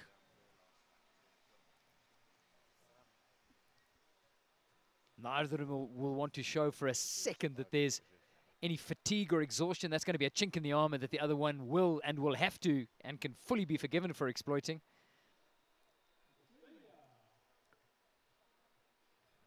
So now you're playing mind games, Ivan. This is going to go into the portage and then into the final 1,000. I think where they are at the moment, they're still conservation. Yeah. There's their own personal conservation they're doing now. Yeah, if Mihalik in the black boat comes up there, then sure, she'd have to cover it. But they're just hoping to cover as much ground before it all kicks off as they possibly can, really. So there's our two leaders with a 2-minute 40 gap all the way back to Alvarez, who's sitting with Lane in that straight shootout for the bronze medal. Gonna have to sedate Lawler before that comes around. I'm going to try and keep a lid on it. I'll try not to be too partisan there. I'll let you call the race in on that one. So coming into the last full lap, into the portage, and then that final short lap. It's a 22.6 kilometer haul for the girls, the under 23 girls. 6 laps and 5 portages. The Hungarian leaders, Shimon and Adolf, grinding the miles away together.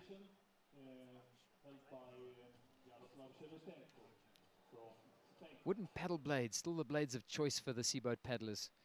I mean, if you're a proud owner of wooden kayak blades, I mean, those are mounted on the wall somewhere. Those are treasures that you don't dare take to the water again. But all the seaboat paddlers seem to be preferring the wooden blades. Out of the water comes Shimon and Adolf together. And this is their last portage, we believe.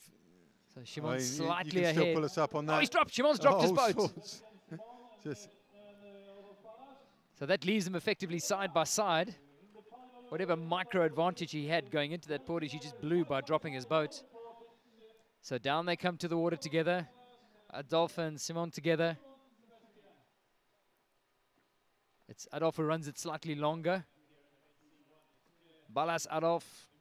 a bit of time taking, Great. getting in. He's got that great left leg drive as he comes off the portage, which just gets him into the water. So here we go, 1,000 meter.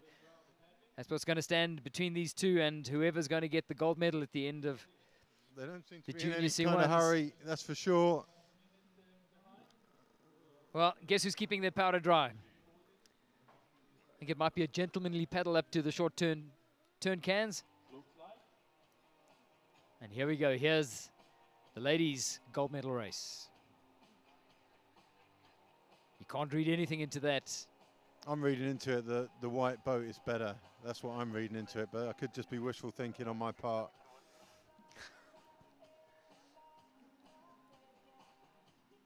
As long as you can get it to turn around the cans properly. So they've just got about 1,000 meters to go to their final portage and another 1,000 to the finish. Really not a lot of effort going in from either of them there. Getting a round of applause from the spectators sitting in the shade of the tree on the opposite bank. The buzz is definitely around the city of Pietermaritzburg, Ant, that this is happening. I know it's a work day, but I think come the weekend we are going to have people packing in here. And I think it dignifies the fact that it's a world champ, that you're going to have a big crowd of paddlers and a sort of a curious bunch of the public in here. It's a great opportunity for the sport and for the champs that are on their rotations again, off to Japan in years to come and then back to Portugal.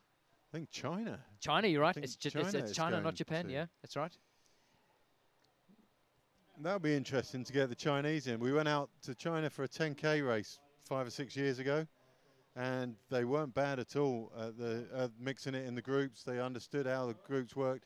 We've never seen them at a marathon race or in a 10K or 5K at the Sprint Worlds. But so you'd assume they didn't have that sort of education, but they certainly did. So it'll be interesting when we get out there.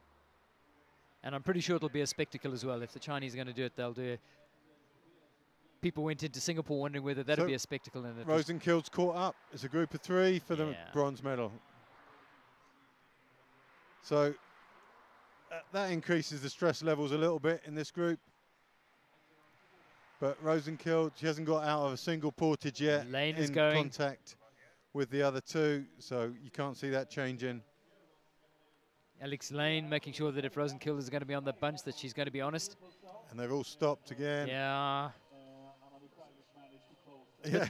It's a bit like Stop under the bridge for a bit of cooling down. It's a bit like those boxers just putting in the light jab, and sort of marking time, waiting for your chance to throw the big one. Lane in the middle now. And the odd thing is, you've got one come up either side, and nobody wants to finish the job off. And meanwhile, the final bottom turn for these two.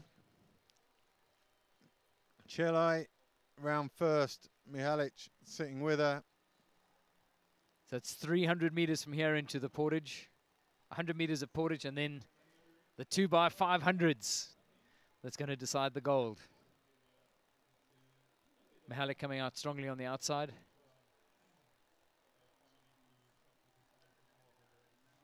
Nervy times. Lane now leading that chase pack. They're just directly opposite us in commentary. And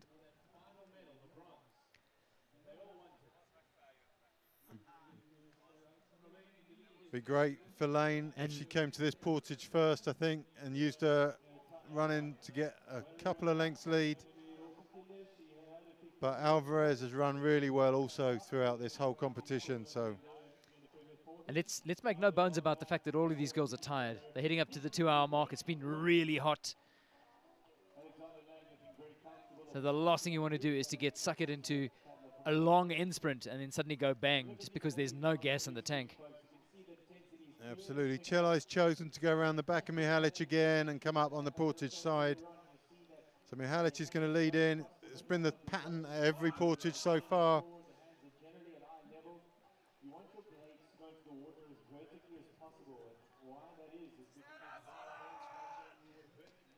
Meanwhile, in the center of the course, this is the sprint for the gold medal in the C1 Junior C1.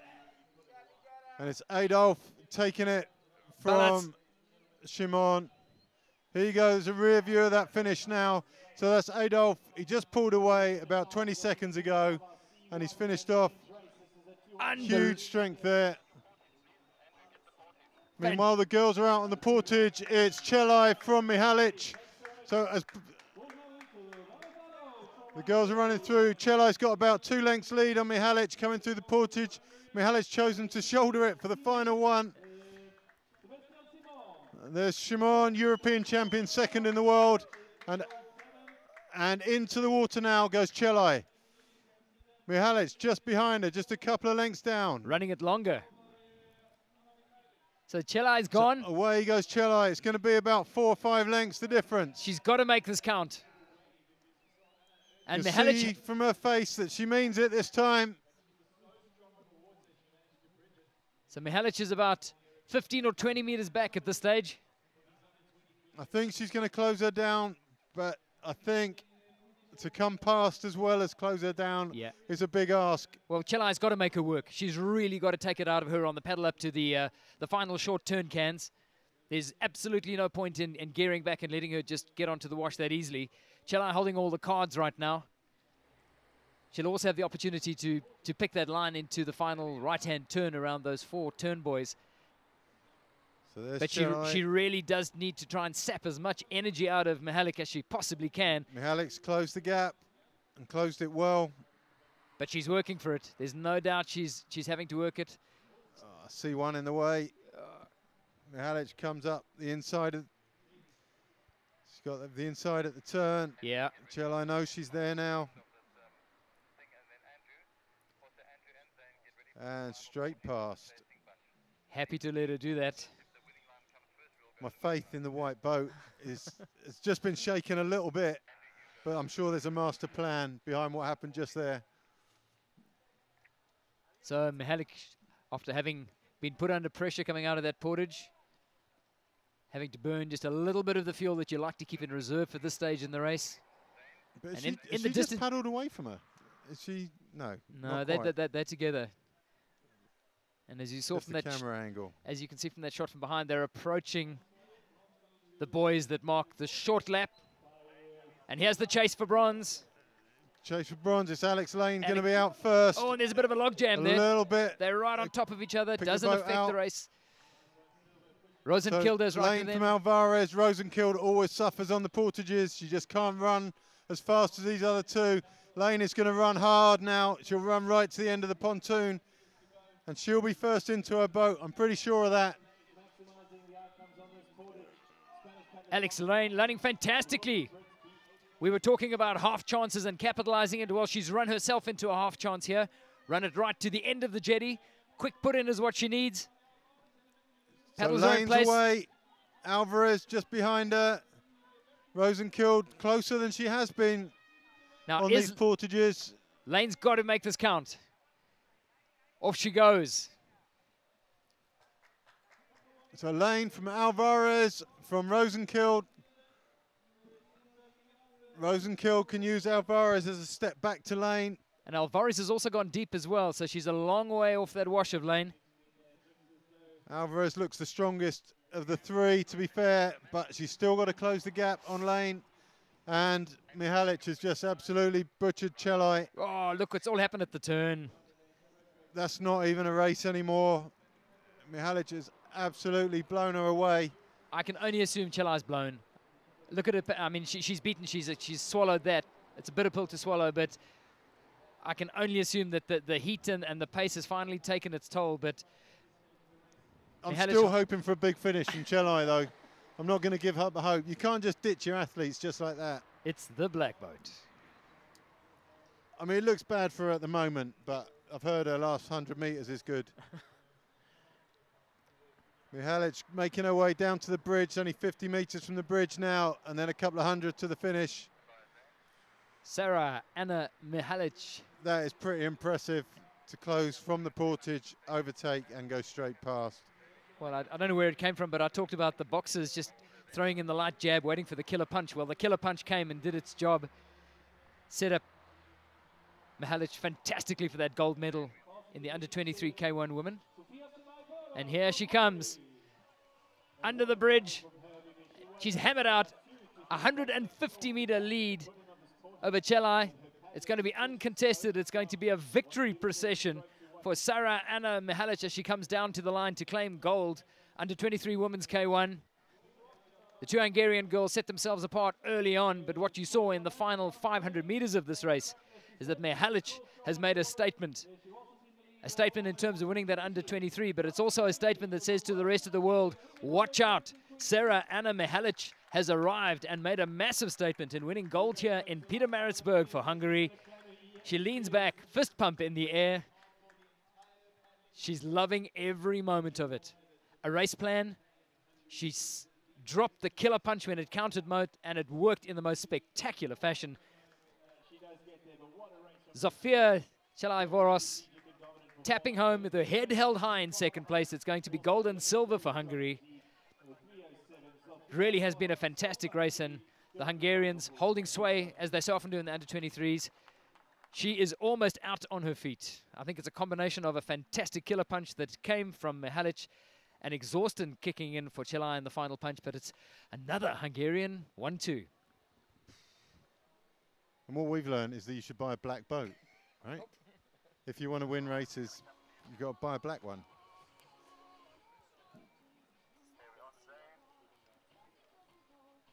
So looking up the course, it looks like Alex Lane has broken away from the other athletes. It's great news for our team. And Shelestenko coming down to the line in the colors of Spain.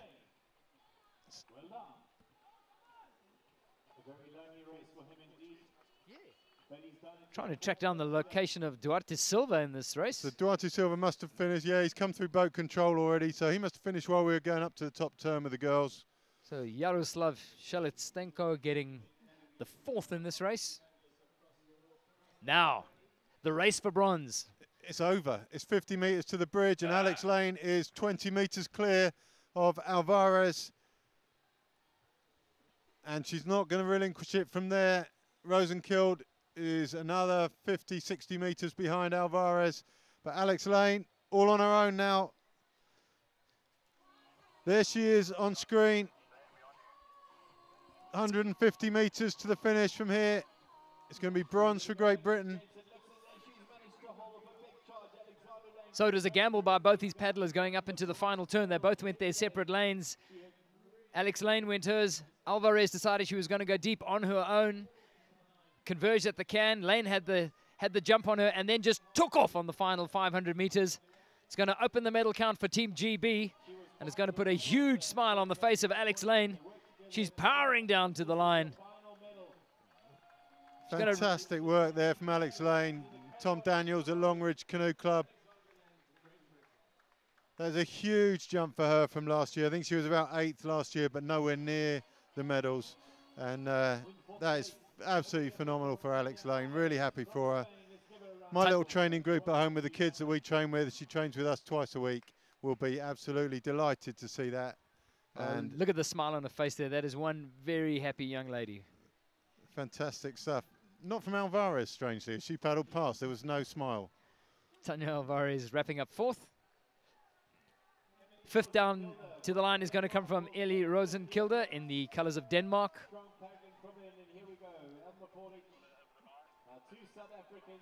Being followed home by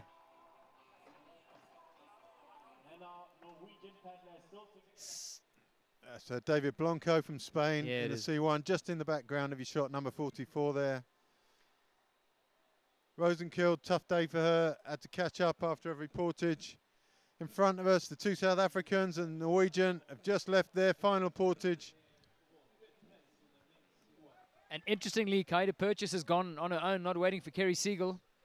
Kerry Siegel looks tired to me. She's waiting for Sletjo from Norway to close her back up to Purchase. But Purchase seems to be away.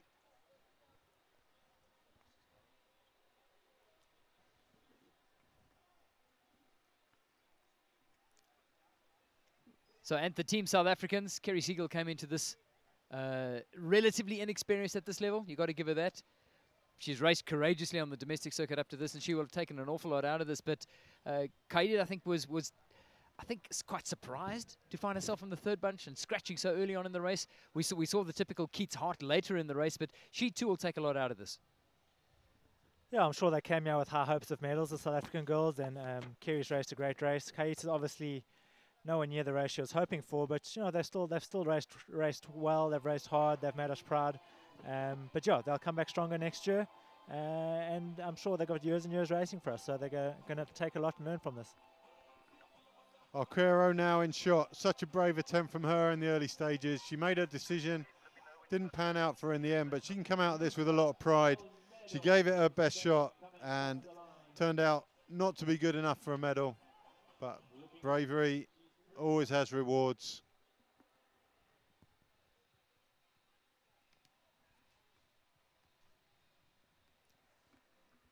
And I think it's an event that she will also take huge learning lessons from. I'm going to see heaps more for her in years to come.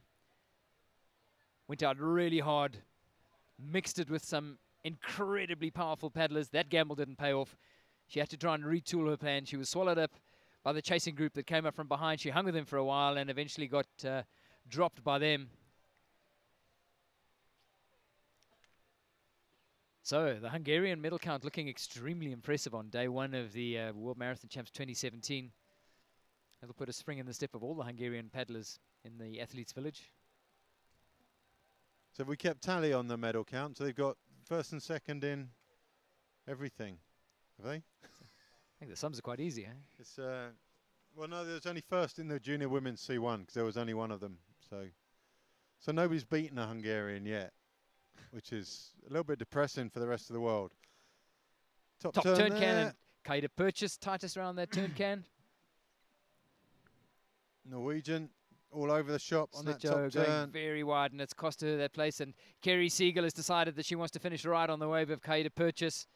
Kerry Siegel looking strong there. That's a fairly convincing climb over a wave, that. Yeah, that's a to hell with it charge. I think. Yeah, you know, I know I'm impressed by that.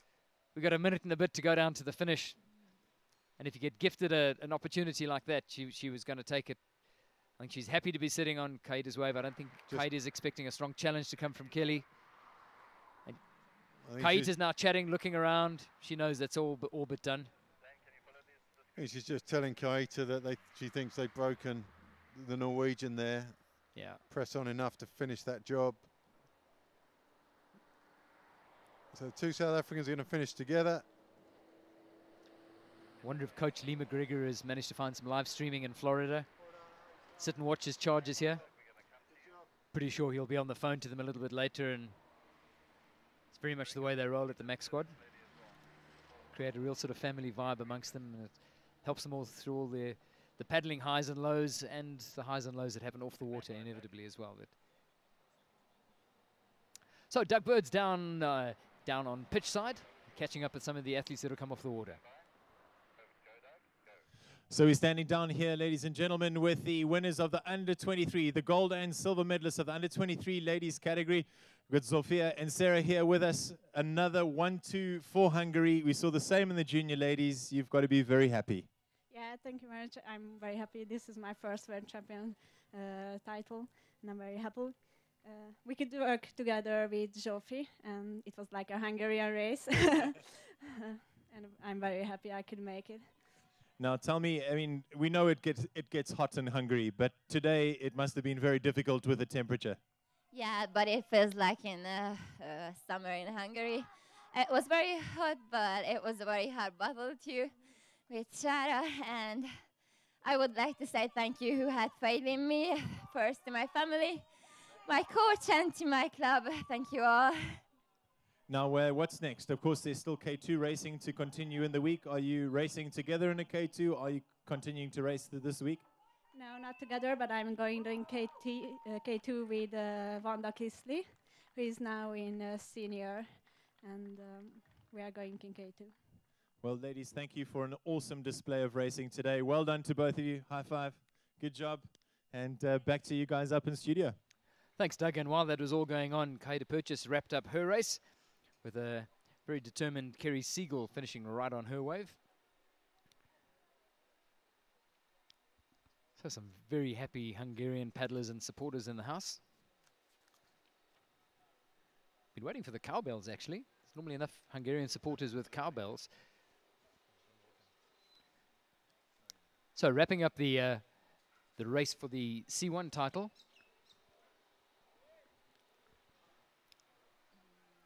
And Trousseau of France still is not the title holder there at all. That's Hungary 1-2. Those top two are still out on the course. Yeah, they are. So it's just a little blip with the timing stuff there. There's two Hungarians first and second. Portuguese Duarte in third. Silva third. And then the two Spaniards. Yeah. Sebastian Shimon and Balac Adolf maintaining a Hungarian stranglehold on the gold medals and the top step and second step of the podium. Be good to catch up with them as well and see if we can compare notes. Doug Bird, pitch side. Who's he talking to? Now I've got the bronze medalist with us here for the under-23 ladies category, Alexandra Lane for Great Britain. You really had to work hard today. Man, that was a very, very exciting race. Yeah, working in that group of four, I just had to push on the portages most, try and break them, because that was kind of the only place I felt I could gain something. But yeah, they pushed me hard, so all credit to those guys as well. Well, it's not just about the portage, because as much as you run the portage hard, you know, that heart rate's like through the roof and you've got to put it in and be consistent.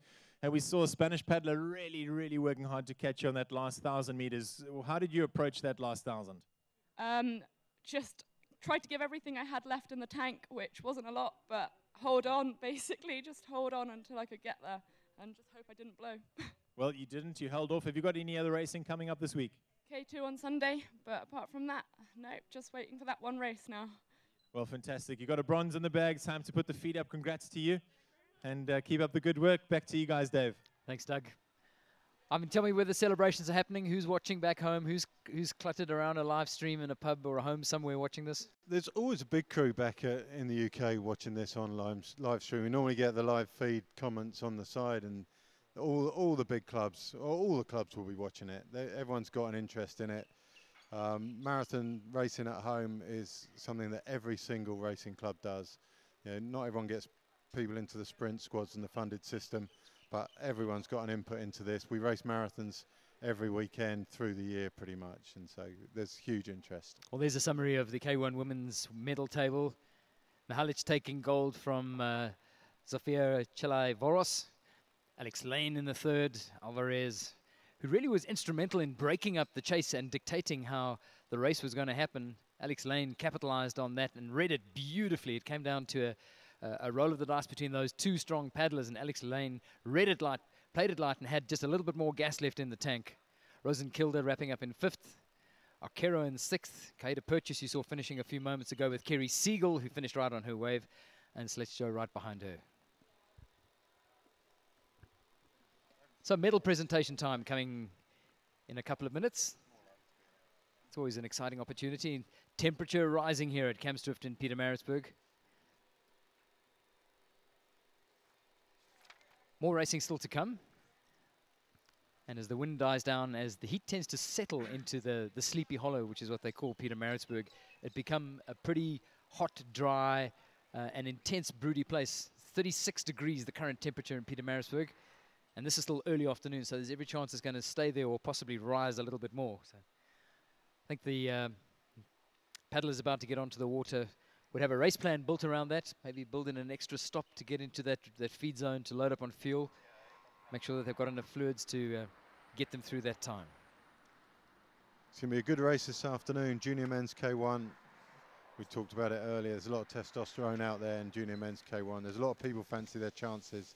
Some big players in there. There's some big people missing as well. The European champion and the other Hungarian from the Euros, they're not here. But you've got the rest of the top four. They're all in there.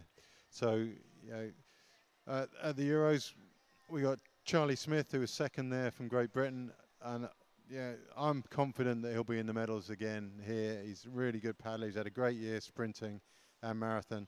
Then, you know, the surprise package and man of the match for me from the Euros was Ronan Foley from Ireland.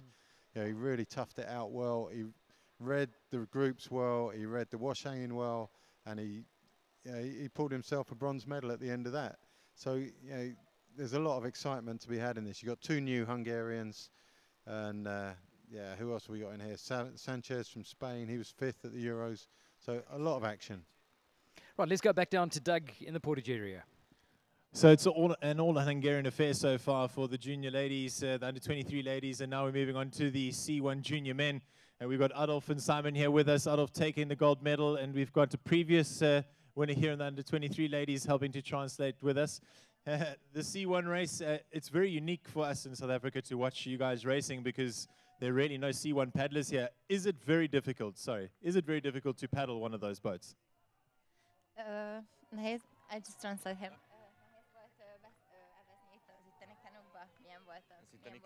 Milyen volt evezni itt a Hamondát? Hogy érezted? Nagyon szokatlan volt It was very unusual at the boat. I'm paddling in a very different boat back home. And the hot, it was very hard, and it's not that hot back home. Well, Simon, you guys together the whole way, except here right at the end, a little bit of a break happened. Are you happy with your race today? Yes, I'm pretty happy. I hoped under the bridge that I could finish first, but Adolf was better than me today. Oh, that's fantastic, guys. Good racing out there today, and good luck for the rest of the week. Any more racing this week? Yes, I go to C2 tomorrow. Fantastic. He is not racing. He had this one race, and he is just enjoying the African summer. African spring and a gold medal and time to party. Well done. Back to you guys, Dave. Stand by Pietermaritzburg, partying Hungarian incoming. So two very happy young men who are heading for the medal ceremony in a couple of minutes' time, and then we can catch our breath for a couple of minutes and start gearing up for the boys K1. Should be an absolute belter of a race, and a couple of wild cards in there as well. We'll have to see what comes when that top bunch, which I suspect is going to be a pretty big one heading up to that top turn can, starts whittling itself down.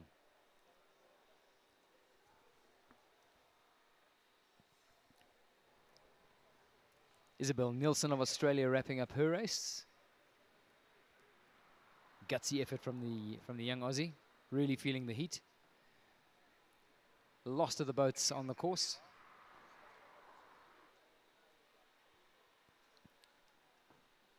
The most precious commodity here in Pietermaritzburg is shade. If you can find an umbrella, or if you can get yourself into one of those chill zones, preferably near a cold fluid dispenser, then you've done well.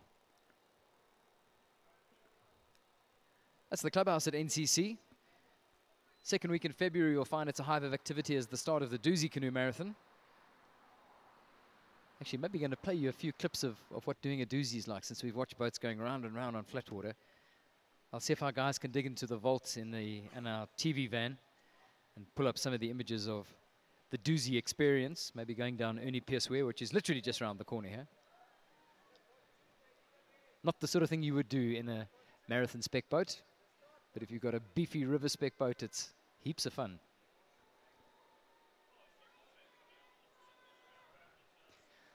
So Ivan, strap yourself down. You're now going down Ernie Pierce Weir in the back of a K2. Have a look at the screen. So literally, if you go a couple of 100 meters past the turn can, this is what you're going to be in for. This is a great piece of flat water marathon racing. But come that second week in February, there's a huge crowd that gathers. There's the start of the doozy. And off we go, down the fish chute. These are the boys at Maritzburg College that are always there to welcome you home, cheer you on. These are the boys that were hosting us last night with their bashes. Down the fish chute. It's a fantastic way to start your race. Young Kelly Tar, who interestingly enough was one of the boys on duty at the function last night, but down the fish chute, you don't want to swim there. It's really, really bad mojo way to start your day if you swim at the weir. Unless you're Robin Kime, it normally means you're going to go on and win the race. But if you make it right, it's the most fantastic adrenaline rush and fantastic way to start your 42K first day of the doozy. Well caught, that man. You ready for this, Ivan? Bring it on. I mean, when can we do it? Tomorrow morning? Sure, we can tee it up.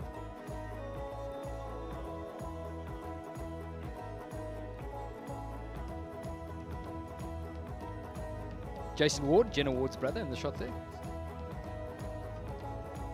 Chris Woodgate surprisingly staying dry.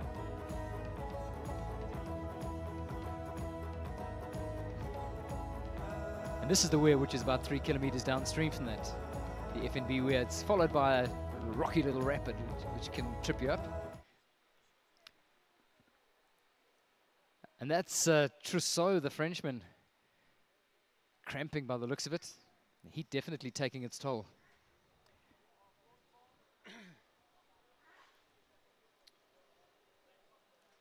So some of the paddlers just being held up at the entry point. Some want to warm up, some want to get on for the race this afternoon. Just a little window of opportunity while the course is clear for a bit of training. Yeah. And we'll leave you with them while we go and get a biscuit and a cup of coffee. Yeah, 100%. Anything that looks like lunch. We're going to leave you in the tender loving care of Doug Bird, who's going to take you through the medal ceremony in a couple of minutes' time.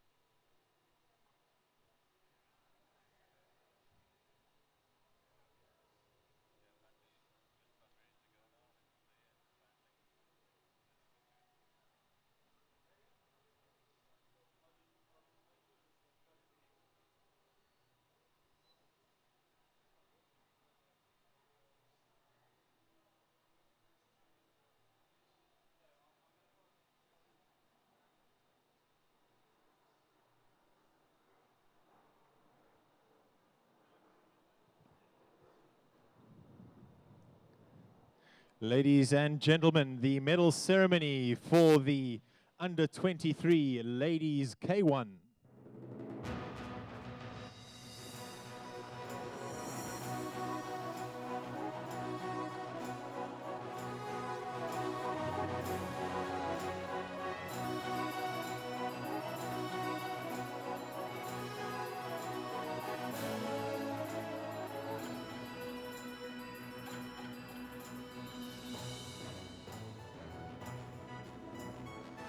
Ladies and gentlemen, we present the medalists for the under 23 women's K1.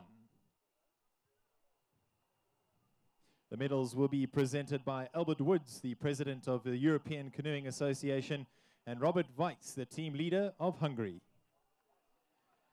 The bronze medalist today, what a fine battle it was. Put your hands together for Alexandra Lane of Great Britain.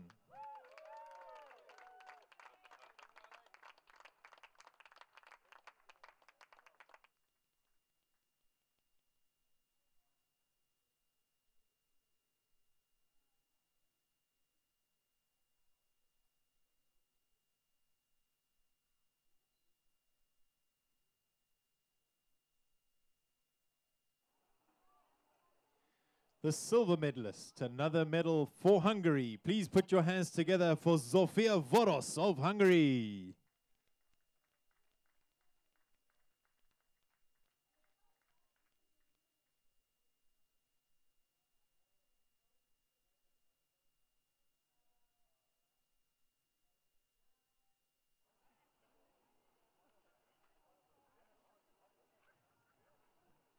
Presenting to you your gold medalist and under 23 world champion. Please put your hands together for Sarah Ann Mahalik of Hungary.